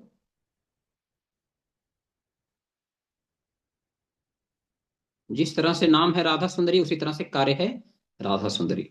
तो मैं परिचय देना चाहता हूं राधा सुंदरी देवी दासी का। यदि आप देखेंगे राधा सुंदरी देवी दासी सांसारिक दृष्टि से विचार किया जाएगा तो मेरी भांजी लगती है और आध्यात्मिक दृष्टि से विचार किया जाएगा तो ये गुरुदेव की विशेष कृपा पात्र है। क्यों? क्योंकि जब ये दिल्ली में थी तो भी गुरुदेव की विशेष प्रीति थी, विशेष कृपा थी। और जब ये लखनऊ में गई उस समय भी गुरुदेव विशेष प्रीति और विशेष कृपा करके इसको इस तरह से आशीर्वाद दे दिए कि इसने क्या किया है, अपने कॉलेज में इत्यादि इत्यादि जहां भी जाती थी सबको एकादशी के लिए वही गुरुपाद पद्म के उस आदेश को शिरोधार्य करके सबको एकादशी के बारे में बतलाना और वहां पर जितने भी इसके फ्रेंड सर्किल में लोग हैं वो सात्विक प्रवृत्ति से गुरुपाद पद्म के चरणों को ग्रहण किया। कहते हैं यही वास्तविक गुरुपाद पद्म की सेवा है कि जो इस जगत में बिछड़े हुए जीव हैं उन्हें क्या करना है, गुरुपाद पद्म से मिला देना है और वही गुरुदेव क्या करेंगे, एक समय उन्हें कृष्ण और राधा जी की सेवा में अर्पित कर देंगे। क्योंकि गुरुपाद पद्म का केवल और केवल यही कार्य है कि जो बिछुड़े हुए लोग हैं उनको क्या करना है, राधा जी की सेवा में नियुक्त करना है, अपने आराध्य की सेवा में नियुक्त करना है। तो गुरुपाद पद्म से यही प्रार्थना है कि वह आपके ऊपर कृपा करें। इसी तरह से आप नित्य निरंतर भगवत सेवा में नियुक्त रहो, गुरुपाद पद्म के चरणों की सेवा में नियुक्त रहो, और गुरुदेव की वाणी का यत्र तत्र सर्वत्र इसी तरह से प्रचार करते रहो, और अपना ये संपूर्ण जीवन तन और मन और धन से जीवन में कुछ कर पाओ मत कर पाओ, लेकिन गुरुपाद पद्म के चरणों में रति मति और प्रीति बनी रहे, यही मेरी प्रार्थना है। और मैं आपसे प्रार्थना करता हूं कि आप 2 शब्द गुरुदेव के चरणों में पुष्पांजलि के रूप में अर्पित करो, और समय का अवश्य ही ध्यान रखना। हरे कृष्ण। ओम अज्ञानतिमिरन्धस्य ज्ञानाञ्जनशलाकया चक्षुरुन्मिलितं येन तस्मै श्रीगुरवे नमः। नमो विष्णुपदाय गौरप्रेष्ठाय भूतले श्रीमते भक्तिवेदान्तवनैति नामिने वन्देऽहं भक्तिचपूरं गौराङ्गनिजप्रेष्ठितं श्रीमते भक्तिवेदान्तस्वामी वनं नमस्तुभ्यं। श्रीराधिका एकनिष्ठितं रसायनं कथमितं सङ्कीर्तनमानन्दधाम गोस्वामिनां वनं नमः। वाञ्छाकल्पतरुभ्यश्च कृपासिन्धुभ्येव च पतितानां पावनेभ्यो वैष्णवेभ्यो नमो नमः।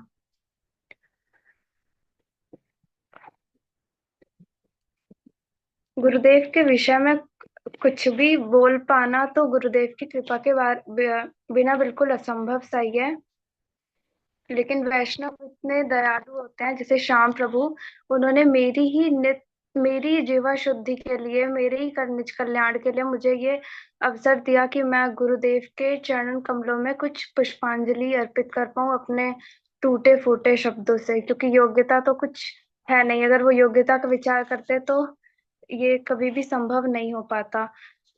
पर श्याम प्रभु अभी जैसे पहले भी वो मेंशन इस चीज को कर रहे थे कि मुकम करोति वाचालम पंगुम लंघयते गिरिम यत् कृपातम हम वंदे श्री गुरु दीन तारणम, कि गुरुदेव की कृपा के बिना, गुरुदेव की अगर कृपा के बिना कुछ भी संभव नहीं है पहले तो ये, और अगर गुरुदेव की कृपा हो जाए तो गूंगा व्यक्ति भी बोलने लगता है, वाचाल हो जाता है, और जो लंगड़ा व्यक्ति है वो भी पर्वत लंघन कर सकता है। तो गुरुदेव की कृपा के बिना उनके विषय में कुछ भी बोल पाना बहुत असंभव ही है। तो गुरुदेव कृपा करें, और गुरुदेव की कृपा से ही मैं जो भी गुरुदेव के चरणों में कुछ पुष्पांजलि अर्पित कर पाऊं। 2018 गोवर्धन में श्याम प्रभु की विशेष कृपा की वजह से मुझे गुरुदेव के दर्शन हुए और हरिनाम मिला, और 2024 में फिर गुरुदेव से दीक्षा मिली। तो गुरुदेव तो तब से लेकर हर क्षण अपनी कृपा कर ही रहे हैं, क्योंकि गुरुदेव की कृपा के बिना एक क्षण भी कुछ भी हो पाना बिल्कुल असंभव सा ही है। गुरुदेव की हरिकथा में गुरुदेव से सुना था कि गुरुदेव ने ये बोला था कि गुरु निष्ठा और गुरु भक्ति ये दोनों चीजें बहुत स्ट्रॉन्ग पिलर है हमारे साधना और भक्ति के लिए। तो अगर गुरु निष्ठा, तो गुरुदेव ने ये बोला था कि हर एक डिसिप्लिन में हर एक शेष में जो है उसको गुरु निष्ठा और गुरु भक्ति होनी ही चाहिए। जैसे गुरुदेव ने एक एग्जाम्पल भी दिया था कि जिस प्रकार अगर हम घी लेते हैं तो हम हष्ट पुष्ट होते हैं, और उसी घी को अगर हम राख में डाल दें तो वो बिल्कुल व्यर्थ ही है। उस घी को अगर हम राख में डाल रहे हैं तो उसका कोई लाभ नहीं मिलेगा। तो उसी प्रकार से गुरुदेव की बिना निष्ठा, उनके चरणों में बिना निष्ठा के, बिना भक्ति के, चाहे कितनी भी भक्ति कर लें, भक्ति करना ही असंभव है गुरुदेव की कृपा के बिना। पर अगर कोई ऐसा कर भी रहा है तो वो बिल्कुल निष्फल हो जाएगा। तो आप लोगों का आप लोग इतने अच्छे तरीके से, आप लोगों के अंदर इतने सुंदर गुरु निष्ठा और गुरु भक्ति है। तो आप सबसे मेरी यही प्रार्थना है, विनती है कि जैसे आप लोगों के अंदर इतनी सुंदर गुरु निष्ठा और गुरु भक्ति है, इतनी स्ट्रांग, अगर उसका 1% भी मेरे अंदर आ जाए, वो निष्ठा और वो भक्ति गुरु के प्रति, तो मेरा ये जीवन सार्थक हो ही जाएगा, इसमें कोई भी संशय नहीं है। फिर गुरुदेव की गुरुदेव ने एक चीज और बोली कि जब हम कोई अच्छा काम करते हैं तो उसमें बहुत ऑब्स्टेकल्स आते हैं। तो इसी प्रकार जैसे जब हम भक्ति में आते हैं तो चूंकि अनर्थ इतने हैं मेरे जैसे बद्ध जीव में कि भक्ति में रुचि बिल्कुल नहीं आती, तो उसके लिए क्या हमको क्या मेरे मेरे जैसे बद्ध जीव क्या कर सकते हैं कि हम कृष्ण के प्रति अपने आप को बिल्कुल सरेंडर कर दें। फिर गुरुदेव ने ये बोला कि अब आप लोग ये बोलोगे कि कृष्ण को तो हमने देखा ही नहीं, तो कृष्ण के लिए कैसे अपने आप को समर्पित कर दें। तो फिर गुरुदेव ने ये बोला कि कृष्ण के ही स्वरूप में गुरुदेव हमारे पास हैं, और अगर हम गुरुदेव के लिए, गुरुदेव के प्रति हमारी गुरु निष्ठा और गुरु भक्ति होगी, तो सब चीज संभव, जो संभव नहीं भी है वो भी संभव हो जाएगा। और हरि कथा श्रवण करने का महत्व गुरुदेव ने बताया था, और वो चीज मुझे बहुत इंस्पायर किया कि नित्य सिद्ध कृष्ण प्रेम साध्य कबुनाई श्रवणादि शुद्ध चित्त करे उदय। कि ये जो कृष्ण है वो तो हमारे हृदय में है ही, लेकिन ये चीज ये जो बीज है हमारे हृदय में, कृष्ण सेवा वासना, ये सिर्फ और सिर्फ गुरुदेव की हरि कथा से, गुरुदेव को श्रवण करने से, उनके इंस्ट्रक्शंस को फॉलो करने से, उनका संग करने से ही एकमात्र संभव है कि हम मेरे जैसे बद्ध जीव के हृदय में जितने अनर्थ हैं वो धीरे धीरे करके खत्म होंगे, और एक्चुअली में जो वो बीज है वो नरिश्ड होगा और वो अपनी असली फॉर्म में आएगा। तो गुरुदेव की अनुभूति तो हर बहुत बहुत सारी अनुभूतियां हैं, पर जैसे गुरुदेव के जो शब्द हैं वो बहुत बिल्कुल शब्द ब्रह्म है, कि गुरुदेव कुछ भी बोल देते हैं तो वो चीज संभव है कि वो चीज होनी ही होनी है। और ये चीज तब हुई कि मेरे पास एक गोपाल जी मैंने लिए हुए थे, और वो अभी गुरुदेव का लखनऊ में प्रोग्राम था, तो वो गोपाल जी गायब, मतलब जब मैं उनको दोबारा लेने गई स्टेज से तो वो वहां पे नहीं थे। तो मैंने गुरुदेव से बोला कि गुरुदेव मेरे गोपाल भगवान जी गायब हो गए और वो मिल नहीं रहे। तो गुरुदेव ने बोला कोई बात नहीं, परेशान मत हो, मिल जाएंगे। फिर काफी फिर गुरुदेव चले गए, सब जगह ढूंढ लिया, सब कुछ हो गया, लेकिन ये चीज मतलब मेरे मन में ये तो था कि गुरुदेव ने बोला है तो हाँ होगी ये चीज, पर कैसे ही होगी, क्योंकि हर जगह ढूंढ लिया, ये मिली कहीं पे भी, मतलब कोई दिख नहीं रही थी पॉसिबिलिटी कि ये चीज मतलब मिल जाएंगे वो। फिर एक दिन नानी घर पे आई और उनके पास भी लड्डू गोपाल थे, और वो उस दिन उन्हें जाना था, घर से जाना था अ, अपने घर, और मैं रेडी हो रही थी अपने कॉलेज जाने के लिए। तो उन्होंने वो अपने लड्डू गोपाल जी का बेड वगैरह सही कर रही थी, और फिर उन्होंने बोला कि निधि ये तुम्हारे भगवान जी मिल गए। तो मैंने देखा तो वो क्या हाँ वो चीज वो मिल गए थे, और उन्होंने ये बोला कि ये मैं रोज ये सही करती थी, रोज ये फोल्ड करके रखना, रोज इसको झाड़ना, सब कुछ, लेकिन तब वो नहीं निकले, और अभी देखो अभी ये पता नहीं कैसे ये यहाँ से मिल गए। तो वो मिल गए तो उसकी तो खुशी थी, लेकिन गुरुदेव, सबसे ज्यादा ये खुशी थी कि मेरे गुरुदेव ने जो बोला वो चीज, हाँ उसमें कोई दो राय नहीं है कि गुरुदेव की जो बोल दें वो चीज़ होनी।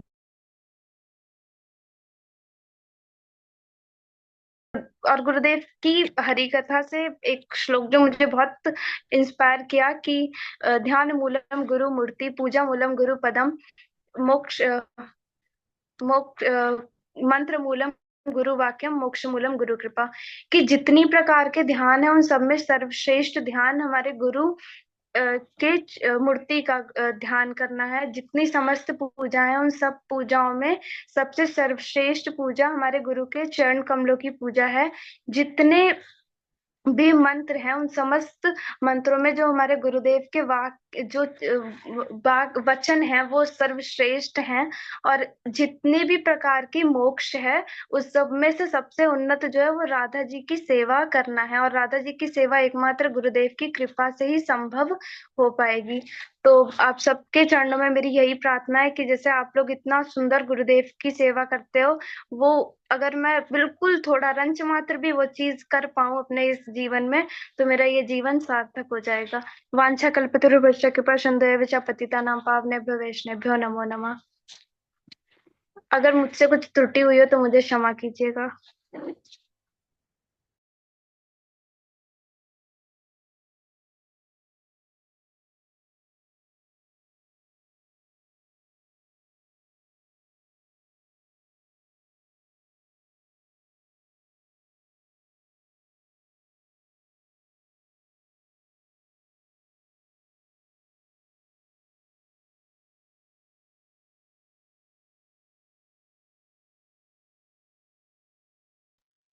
हरे कृष्णा, हरि बोल, श्री राधे। बहुत सुंदर रूप से आपने बोला और बड़ा अच्छा लगा कि इस तरह से हमें सेवा करनी चाहिए और जो गुरुदेव का एक विचार है कि हमें राधानिष्ठ होना चाहिए, उस तरह से आपने प्रारंभ किया। और फिर प्रारंभ करने के बाद जो जैसे हमारे गुरुदेव क्या कहते हैं, हम प्रारंभ करते हैं बेसिक से राधा जी के उस विचारों के ऊपर, उस कथा को विश्राम देते हैं। उस तरह से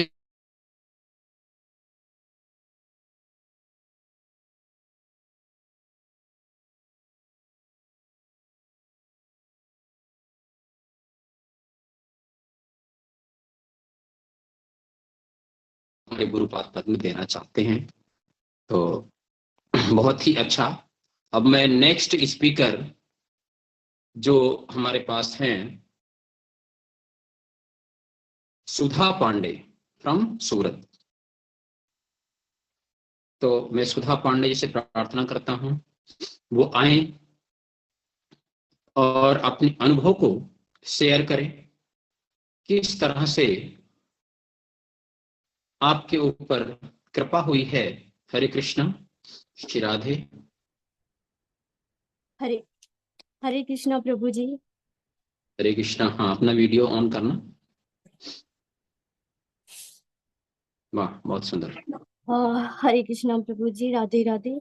ओम ओम अज्ञानतिमिरान्धस्य ज्ञानाञ्जनं शलाकया चक्षुरुन्मीलितं येन तस्मै श्री गुरुवे नमः। नमः ओम विष्णुपदाय गौरप्रेष्ठाय भूतले श्रीमते भक्तिवेदान्त इति नामिने वंदे हम भक्ति चकोरम गौरांग निज प्रेष्ठितं श्रीमते भक्ति वेदांत स्वामी नमस्तुभ्यं। श्री राधिके निष्ठितं रसायन कथामितं संगीतम आनंद धाम गोस्वामिन् नमः। वाञ्छाकल्पतरुभ्यश्च कृपा सिंधुभ्य एव च पतितानां पावनेभ्यो वैष्णवभ्यो नमो नमः। जय श्री कृष्ण चैतन्य प्रभु नित्यानंद श्री अद्वैत गदाधर श्री वसादि गौर भक्तवृंद। हरे कृष्ण कृष्ण कृष्ण हरे हरे, हरे राम राम राम हरे हरे। सर्वप्रथम मैं अपने गुरुदेव श्री भक्ति वेदांत गोस्वामी महाराज जी के चरण कमलों में अनंत कोटि दंडवत प्रणाम ज्ञापन करती हूँ और उनकी कृपा की वांछा करती हूँ। तत्पश्चात मेरे परम गुरुदेव के चरणों में अनंत कोटि दंडवत प्रणाम और उनकी कृपा की वांछा करती हूँ। यहाँ पर उपस्थित मीटिंग में उपस्थित समस्त वैष्णव और वैष्णवियों के चरण कमलों में मेरा दंडवत प्रणाम। और सबसे पहले तो मैं श्याम प्रभु जी को बहुत बहुत धन्यवाद कहती हूँ कि जिन्होंने इतना सुंदर प्लेटफॉर्म का आयोजन किया और जिसकी वजह से हम इतने दिनों से अपने गुरुदेव के बारे में और लोगों से इतनी सुंदर सुंदर वाणी से हमें बहुत कुछ जानने को मिल रहा है, हमें इतने सारे ज्ञान प्राप्त हो रहे हैं। वरना मैं अपनी बात कहूँ तो मैं बिल्कुल अज्ञान हूँ, मुझे कुछ नहीं मालूम और मैं पहली बार यहाँ स्पीच दे रही हूँ। मैं बिल्कुल भी नहीं जानती कि मतलब मैं बस अपनी मैं मुझे कैसा फील हुआ गुरुदेव से मिलके, मैं कैसे उनसे मिली, मैं आपसे वो चीज जरूर बताऊंगी। और मतलब अगर आगे मुझसे कोई त्रुटि हो जाए तो उसके लिए मैं आप लोगों से क्षमा मांगती हूँ। तो सबसे पहले तो गुरुदेव के बारे में कुछ भी कह पाना मतलब कुछ भी नहीं, मीन्स वो उनके बारे में कितना भी कह लो वो सब कमी है। गुरुदेव वो हैं जिन्होंने हमारे जीवन में भक्ति को लाए, हमें भक्ति के मार्ग को दिखाए, उन्होंने हमारे जीवन में हमको भगवान से जोड़े। तो गुरुदेव मतलब यथा दया प्रेम भावनाओं के ऐसे सागर हैं कि जिनके बारे में कितना भी कुछ कहा जाए सब कुछ कम है। तो मैं वो बात कहना चाहती हूँ कि 2020 की बात है, जब मैं बस्ती में अपनी एमएसटी पोस्ट ग्रेजुएशन के एग्जाम के लिए गई हुई थी। तो वहां पे श्याम जी प्रभु जी एक प्रभु जी के साथ आए हुए थे और उस समय मेरे चाचा जो कि दिल्ली में नरेला में रहते हैं, पांडे जी के नाम से लोग जानते हैं, श्याम सुंदर प्रभु जी, वो भी वहां उपस्थित थे। तब श्याम जी प्रभु जी और प्रभु जी आए और वो लोग आपस में मतलब बातें कर रहे थे गुरुदेव के बारे में, कि गुरुदेव की भक्ति के बारे में और एकादशी के बारे में। तो बट मैं वहां खाली सुन रही थी, तो मुझे ऐसा जानने की इच्छा हुई कि मीन्स ये लोग क्या बातें कर रहे हैं। तो मैंने ये बात चाचा से पूछी कि चाचा कौन है गुरुदेव, और मुझे मुझे भी जानना है। तो श्याम प्रभु जी ने मुझे गुरुदेव के बारे में बहुत ही सुंदर सुंदर बातें बताई। और चाचा ने हमें एकादशी के बारे में बताया कि बेटा एकादशी क्यों रखना चाहिए। तो मतलब एकादशी की महिमा और गुरुदेव की महिमा को सुनते हुए मैंने, वो 10वीं की तिथि थी, उसके दूसरे दिन ही एकादशी थी, तो मैंने उसके फर्स्ट टाइम एकादशी बस्ती में शुरू किया एकादशी। और फिर एकादशी का अच्छे से पालन किया। और फिर जब मैं सूरत आई एग्जाम देके, मेरी एग्जाम भी बहुत अच्छे से हुई। फिर मैं गुजरात आई, और वहां मैं अपनी मम्मी पापा को और अपनी फैमिली को सबको बोली कि आप लोग एकादशी करो मम्मी पापा, मतलब ये, और मैं गुरुदेव के बारे में जान जान के आई हूँ। मतलब मैं इतना नहीं जानी हूँ, मैं तो बिल्कुल अज्ञान हूँ, लेकिन उनकी थोड़ी बहुत बातें जो मुझे इतना ज्यादा अंदर एक, कहते हैं ना, ऊर्जा दे दी कि मीन्स मुझे, मैं अट्रैक्ट हो गई कि मतलब एक होता नहीं कि भगवान ने हमें अपनी ओर आकर्षित किया और हम चले गए बिना कुछ, मतलब कुछ नहीं, बस नहीं कि आप लोग करो एकादशी, बस सबको कहा। और फिर हमारी चाचा जी ने भी सबको कहा, पापा से कहा कि नहीं पूरी फैमिली एकादशी का पालन करो। तो ये सब बातें, मतलब तब से सब एकादशी को पालन कर रहे हैं। और फिर मैं स्टोरी वगैरह लगाती थी, तो इससे क्या हुआ कि मेरे जितने भी फ्रेंड्स थे वो मेरी स्टोरी देखते थे, तो वो मुझसे कई लोगों ने कहा अभी तुम्हारी यार इतनी सी उम्र में कौन एकादशी करता है और कौन इतना सब कुछ करता है, माला वगैरह, अभी तो लाइफ है, चिल करो। तो मैंने, मुझे ये बात, क्योंकि मुझे ये सारी बात प्रभु जी ने पहले ही कह दी थी कि भक्ति की कोई उम्र नहीं होती है। तो और फिर चाचा ने ये बात कही थी कि लोग बूढ़े हो जाते हैं, उनके दांत गिर जाते हैं, तब वो जाके भक्ति करते हैं।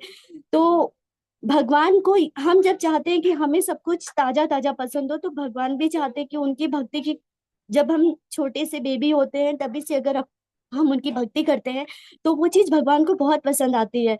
और भगवान जी तक पहुंचने के लिए हमें सबसे पहले अपने गुरु को चुनना पड़ता है। तो मुझे भी नहीं पता था कि कौन गुरु होते हैं, मतलब कुछ भी नहीं मालूम था। इनफैक्ट मैं सोचती थी कि मतलब माला ले लूंगी तो ऐसा वैसा, मतलब ऐसा सब होता था। तो मतलब फिर जब मेरे फ्रेंड्स वगैरह बोले, तो मैंने उनको ये सारी बात कही। तो इसका ये प्रभाव पड़ा कि वो लोग भी एकादशी स्टार्ट कर दिए, और अब उन सबकी इच्छा है कि गुरुदेव गुजरात में आए और वो लोग भी माला लेना चाहते हैं। तो मैं यही चाहती हूँ कि गुरुदेव गुजरात आए, सूरत में हमारे घर पर अपने चरण कमल रखें और इस तरह हमारे घर को उज्ज्वलित करें। और यहाँ पे जितने भी हमारे साथ के फ्रेंड्स हैं या हमारे ऑफिस के लोग हैं, या तो वो सभी लोग गुरुदेव से के दर्शन पाए और ज्यादा से ज्यादा लोग हरि नाम ले।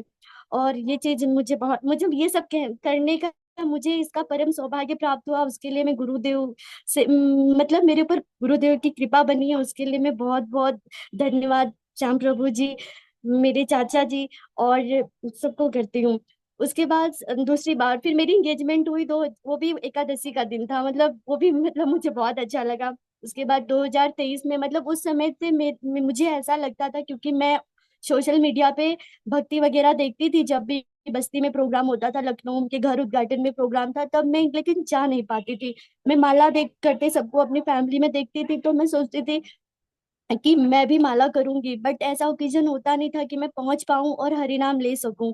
तो बट 2023 का टाइम था कि उस समय चाचा, मेरे दूसरे चाचा कृष्ण कृपादास प्रभु जी, जो मेरे सेकंड चाचू हैं, जो लखनऊ में रहते हैं, वो उन्होंने कथा आयोजन किया हुआ था। और उस समय मतलब उस कथा में सभी लोग मतलब पहुंचे थे, और किसी कारणवश मैं नहीं जा पाई थी। तो वहां पे मतलब मेरे दिल्ली वाले चाचा ने मेरी गुरुदेव से वीडियो कॉल पे बात कराई, और वहां पे मैंने हरि नाम लिया, और इस तरह से मतलब मैं तब से हरि नाम करती आई, और 2023 में मेरी शादी भी हो गई थी।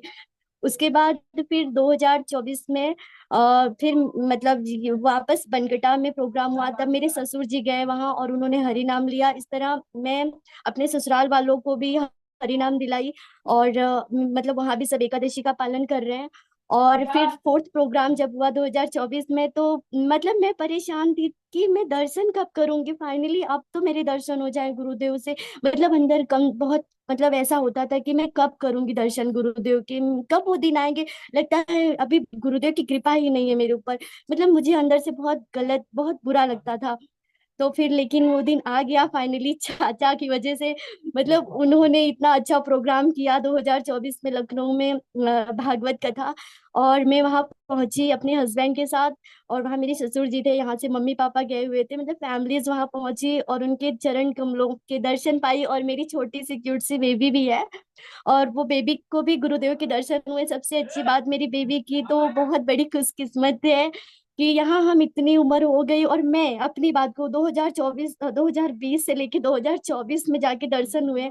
और मेरी बेबी जो अभी इस दुनिया में आई वो 3 महीने की थी कि उसको दर्शन हो गए गुरुदेव के। अब इससे बड़ा भाग्यशाली इंसान और कौन हो सकता है, जो इतना छोटा बच्चा जो अभी इस दुनिया में आया हो उसको उसके ऊपर भगवान की कृपा बनी रही, गुरुदेव ने अपनी कृपा बनाई।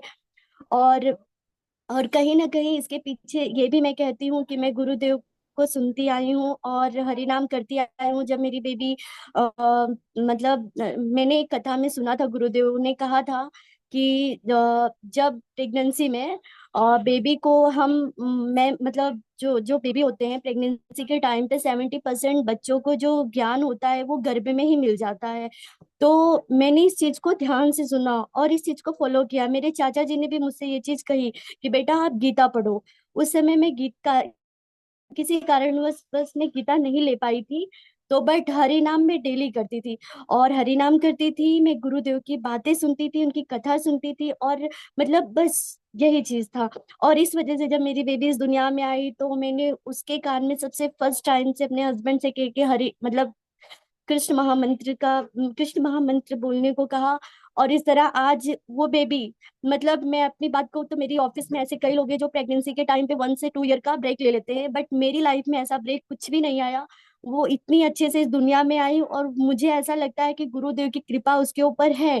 तभी वो पता नहीं क्यों इतनी समझदार मुझे लगती है कि मैं जुलाई में उसका बर्न हुआ, अगस्त नहीं सितंबर मतलब अगस्त लास्ट सितंबर तक मेरी जॉब मतलब कंटिन्यू में कर दी। मुझे कोई ब्रेक ज्यादा नहीं लेना पड़ा और बहुत अच्छे से मेरी जॉब भी चल रही है, मेरी बेबी की अच्छे से सब कुछ परवरिश भी हो रही है।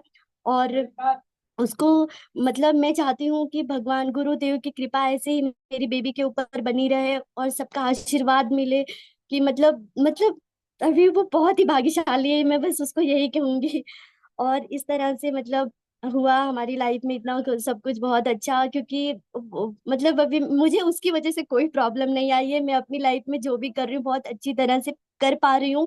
ऐसा मुझे लगता था कि बेबी आ जाएगी तो कहीं मेरी जॉब ना चली जाए, कहीं मुझे घर पे ना रहना पड़ जाए, कहीं मैं अपना करियर ना बना पाऊँ, पर ऐसा कुछ भी नहीं हुआ। सब कुछ बहुत अच्छे से चल रहा है और उन गुरुदेव की कृपा से बस आगे भी सब अच्छा चलेगा। और एक और बात शेयर करना चाहती हूँ, मेरी ससुराल में भी कुछ प्रॉब्लम्स थी, मतलब मेरी शादी के बाद कुछ प्रॉब्लम्स थी मेरी फैमिली में, और वो काफी मतलब मेरे हस्बैंड को भी वो प्रॉब्लम्स बहुत परेशान कर रही थी। बट मैं और मेरे हस्बैंड जब गुरुदेव के दर्शन किए, मात्र दर्शन से ही ऐसा क्या चमत्कार हुआ मैं क्या ही बताऊं। मतलब ऑटोमेटिक 1 मंथ के अंदर वो सब खत्म हो गया। मतलब यूं समझो कि एक चमत्कार ऐसा हुआ, एक मतलब मात्र एक दर्शन से, कि हमने खाली गुरुदेव के चरण कमल को छुआ, उनके पास गए और उनका दर्शन किए, उससे ही इतना बड़ा चमत्कार हो गया। और 3-4 साल से चली आई जो प्रॉब्लम थी वो सॉल्व हो गई। तो इसके लिए मैं कोटि कोटि प्रणाम अपने गुरुदेव के चरणों में करती हूँ कि इसी तरह अपनी कृपा अपना आशीर्वाद हम बच्चों पर बनाए रखे। हम मैं मुझे कोई ज्ञान नहीं है, मुझे कुछ भी नहीं पता है, मेरे दिल में जो भी था मैं अपने अंतर आत्मा से मुझे जो चीज महसूस हुआ है वो मैं आप लोगों से शेयर की हूँ। बाकी मुझसे अगर कोई भी बातों में गलती हो गई हो या कुछ भी गलत बोल दिया हो, त्रुटि हो गई हो, तो उसके लिए मैं आप लोगों से क्षमा मांगती हूँ, मुझे क्षमा कीजिएगा। और आप सब हम पर ऐसी कृपा बनाए रखें कि हमें गुरुदेव की थोड़ी सी सेवा करने का मौका मिले और उनके संग रहने का मौका मिले, क्योंकि अभी तक मैं कभी गुरुदेव के साथ नहीं रही हूँ। तो मुझे मतलब मेरे दिल में इच्छा है कि मुझे भी उनकी सेवा करने का जल्दी मौका मिले और मैं कर पाऊँ। तो यही शब्दों के साथ मैं अपने यही बातों के साथ मैं अपने शब्दों को विराम देती हूँ, और मुझसे जो गलती हो उसके लिए मैं आप लोगों से सच्चे दिल से क्षमा मांगती हूँ। ओम अज्ञानतिमिरान्धस्य ज्ञानाञ्जनं शलाकया चक्षुरुन्मीलितं येन तस्मै श्रीगुरुवे नमः। नमः ओम विष्णुपदाय गोप्रेष्ठाय भूतले श्रीमते भक्तिवेदान्त इति नामिने वन्देऽहं भक्तिचकोरं गौराङ्गनिज प्रेषितं श्रीमते भक्तिवेदान्त स्वामी वन नमस्तुभ्यं। श्री राधिके निश्चितं रसायन कथामितं संगीतम् आनन्दधाम गोस्वामिन् वनं नमः। वाञ्छाकल्प कल्पतरुभ्यश्च कृपा सिन्धुभ्यं च पतितानां पावनेभ्यो वैष्णवेभ्यो नमो नमः। हरे कृष्ण कृष्ण कृष्ण हरे हरे, हरे राम राम राम हरे हरे। हरे कृष्ण।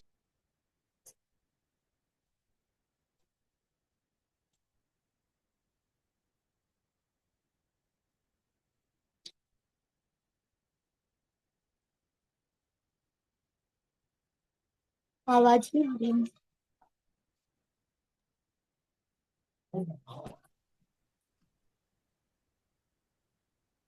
हरे कृष्णा।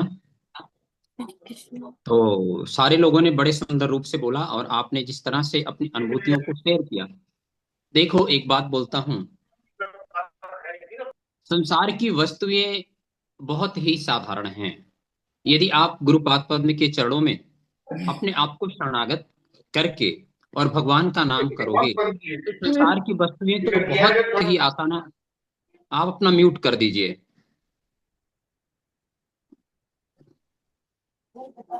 संसार की वस्तुएं मिलना बहुत ही आसान है। और मैंने ये देखा है, ये आपने जिस तरह से की अनुभूति शेयर की कि गुरुदेव के दर्शन मात्र से ही मेरे घर की स्थिति में बड़ा सुधार हो गया, ये तो बहुत साधारण बात है। गुरुदेव क्या कहते हैं कि दर्शने पवित्र करी ए तोहार गुण, गंगार परस हिले पाश्चात्य पावन, दर्शने पवित्र करी ए तोहार गुण। जो देवी गंगा हैं उनको स्पर्श करने से वो हमें पवित्र करती हैं, लेकिन जो भगवान के शुद्ध भक्त हैं जैसे गुरुपाद पद्म, उनके दर्शन मात्र से ही हमारे सारे पाप जलकर नष्ट हो जाते हैं। ये कोई साधारण नहीं है। ऐसे गुरुजनों का दर्शन का फल अमोघ है। ब्रह्मा जी की तरह, जिस तरह से कहते हैं ये ब्रह्मास्त्र है, उसी तरह से ऐसे गुरुजन का दर्शन अमोघ है। ये साधारण बात नहीं है। यदि आप दर्शन करके भी कोई इच्छा करेंगे तो उसकी पूर्ति होगी। इसके बहुत सारे प्रमाण मैंने अपने जीवन काल में देखे हैं और मैं नाम नहीं लूं।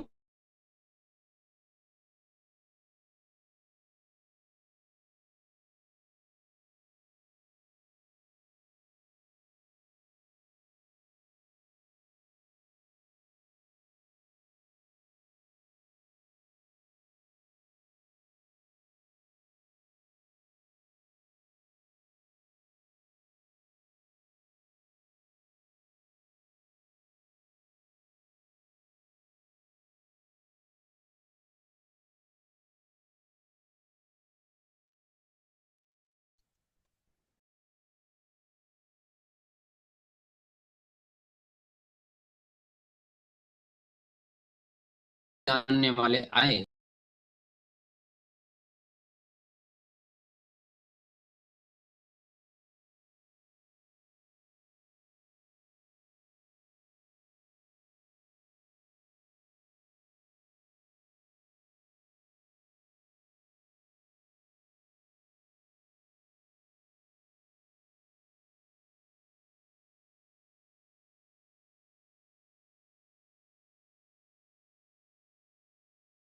उसी में समझ रहे हैं कि हमको वास्तविक फल मिल गया, लेकिन उन्हें पता नहीं है। जैसे आपने एक शब्द बोला मुक्ति की बात, तो गुरुदेव हमें मुक्ति देने के लिए नहीं है। अर्थ धर्म अर्थ काम मोक्ष ये तो बहुत साधारण वस्तु है ऐसे गुरुपाद पद्म के लिए।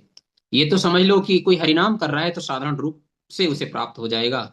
हमारे गुरुपाद पद्म क्या देने के लिए आए हैं कि जो पंचम पुरुषार्थ है कृष्ण प्रेम, वो जो इतना उन्नत उज्जवल वस्तु है, अभी ये बातें समझ नहीं आएंगी, लेकिन एक समय भजन करते करते ऐसी स्थिति आएगी कि ये बात हम लोग समझ पाएंगे।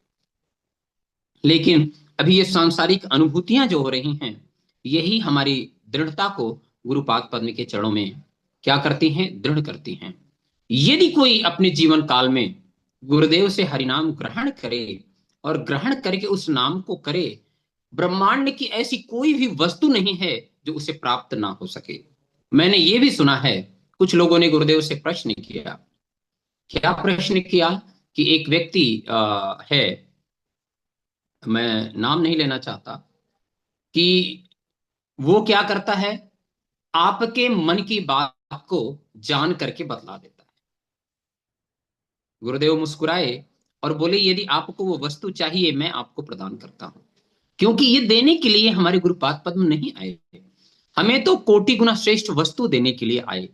इसीलिए गुरुपाद पद्म के चरणों को ग्रहण करके यदि कोई निष्ठा पूर्वक हरे कृष्ण महामंत्र का जप करे, आप देखना वो जैसा सोचेगा वैसा होने लगेगा, जैसा वो विचार करेगा वो उसके जीवन काल में अवश्य ही होगा। इसमें किसी भी तरह का कोई भी संशय नहीं है। कोई विश्वास करे या ना करे, सत्य तो सत्य ही रहेगा। इसलिए हमें क्या करना चाहिए, बिना विचार किए गुरु पाद पद्म के चरणों में अपने आप को समर्पित करके भगवत भजन करते हुए इस मनुष्य जीवन को सार्थक करना चाहिए। यही हमारे जीवन का चरम परम लक्ष्य है। तो बहुत बहुत धन्यवाद सारे वक्ता को, मुझे बहुत ही अच्छा लगा। बड़े सिंसियरली आज के सारे वक्ता ने बिल्कुल समय पे अपनी वाणी को विराम दिया। जैसे कहते हैं कि मजे हुए वक्ता की तरह, और क्या किया, गागर में सागर भर दिया। कि बहुत ही कम समय में अपनी बातों को इस तरह से रखा कि गुरुदेव के चरणों में उनकी पुष्पांजलि भी हो गई, और तो और गुरुदेव की साक्षात कृपा भी प्राप्त कर ली। हरे कृष्णा। फिर हम लोग पुनः मिलेंगे कल कुछ नए वक्ता के साथ और कुछ नए उमंग के साथ और नई कृपा के साथ। हरे कृष्णा। राधा नाचे कृष्ण नाचे, नाचे गोपीगण, मन मेरा बन गए रे सखी पावन वृंदावन। राधा नाचे कृष्ण नाचे, नाचे गोपीगण, मन मेरा बन गए रे सखी पावन वृंदावन। बोलो राधा नाचे कृष्ण नाचे, नाचे गोपीगण, मन मेरा बन गए रे सखी पावन वृंदावन। बोलो राधा नाचे कृष्ण नाचे, नाचे गोपीगण, मन मेरा बन गए रे सखी पावन वृंदावन।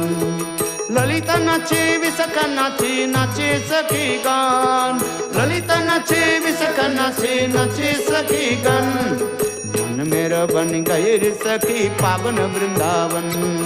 मन मेरा बन गए रे सखी पावन वृंदावन। राधा नाची कृष्ण नाचे, नाचे गोपीगण, मन मेरा बन गए रे सखी पावन वृंदावन। राधा नाचे कृष्ण नाचे, नाचे गोपीगण, मन मेरा बन गए रे सखी पावन वृंदावन। बोलो गंगा नाचे जमुना नाचे, नाचे नदी गान, गंगा नाचे जमुना नाचे, नाचे नदी गान, मन मेरा बन गए रे सखी पावन वृंदावन। मन मेरा बन गए रे सखी पावन वृंदावन। राधा नाचे कृष्ण नाचे, नाचे गोपीगण, मन मेरा बन गए रे सखी पावन वृंदावन। राधा नाचे कृष्ण नाचे, नाचे गोपीगण, मन मेरा बन गए रे सखी पावन वृंदावन। सुख नाचे सारी नाचे, नाचे पक्षी गान, सुख नाचे सारी नाचे, नाचे पक्षी गान, मन मेरा बन गए रे सखी पावन वृंदावन। मन मेरा बन गए रे सखी पावन वृंदावन। बोलो राधा नाचे कृष्ण नाचे, नाचे गोपीगण, मन मेरा बन गए रे सखी पावन वृंदावन। मन मेरा बन गए रे सखी पावन वृंदावन। पावन तेरी नम्र सखी पावन वृंदावन, पावन तेरी नम्र सखी पावन वृंदावन। मन मेरा बन गए रे सखी पावन वृंदावन। मन मेरा बन गए रे सखी पावन वृंदावन। राधा नाचे कृष्ण नाचे, नाचे गोपीगण, मन मेरा बन गए रे सखी पावन वृंदावन। बोलो राधा नाचे कृष्ण नाचे, नाचे गोपीगण, मन मेरा बन गए रे सखी पावन वृंदावन। मन मेरा बन गए रे सखी पावन वृंदावन। पावन तेरी नम्र सखी पावन जमुना, पावन तेरी नम्र सखी पावन जमुना, मन मेरा सखी बन गयो री पावन वृंदावन। मन मेरा सखी बन गई री पावन वृंदावन। पावन तेरी नम्र सखी पावन वृंदावन, पावन तेरी नम्र सखी पावन वृंदावन। मन मेरा बन गए रे सखी पावन वृंदावन। मन मेरा बन गए रे सखी पावन वृंदावन। राधा नाचे कृष्ण नाचे नाचे गोपीगण मन मेरा बन गए रे सखी पावन वृंदावन मन मेरा बन गए रे सखी पावन वृंदावन हरे कृष्णा कृष्ण कृष्ण हरे हरे हरे राम राम राम हरे हरे हरे कृष्णा कृष्ण कृष्ण हरे हरे हरे राम राम राम हरे हरे हरे कृष्णा कृष्ण कृष्ण हरे हरे हरे राम राम राम हरे हरे हरे कृष्णा कृष्ण कृष्ण हरे हरे हरे राम राम राम हरे हरे गौर हरि बोल हरि बोल हरि बोल हरि बोल निताई गौर हरि बोल हरि बोल हरि बोल हरि बोल बोलो वृंदावन बिहारी लाल की जय जय जय श्री राधे जय जय श्री राधे जय जय श्री राधे हरि हरि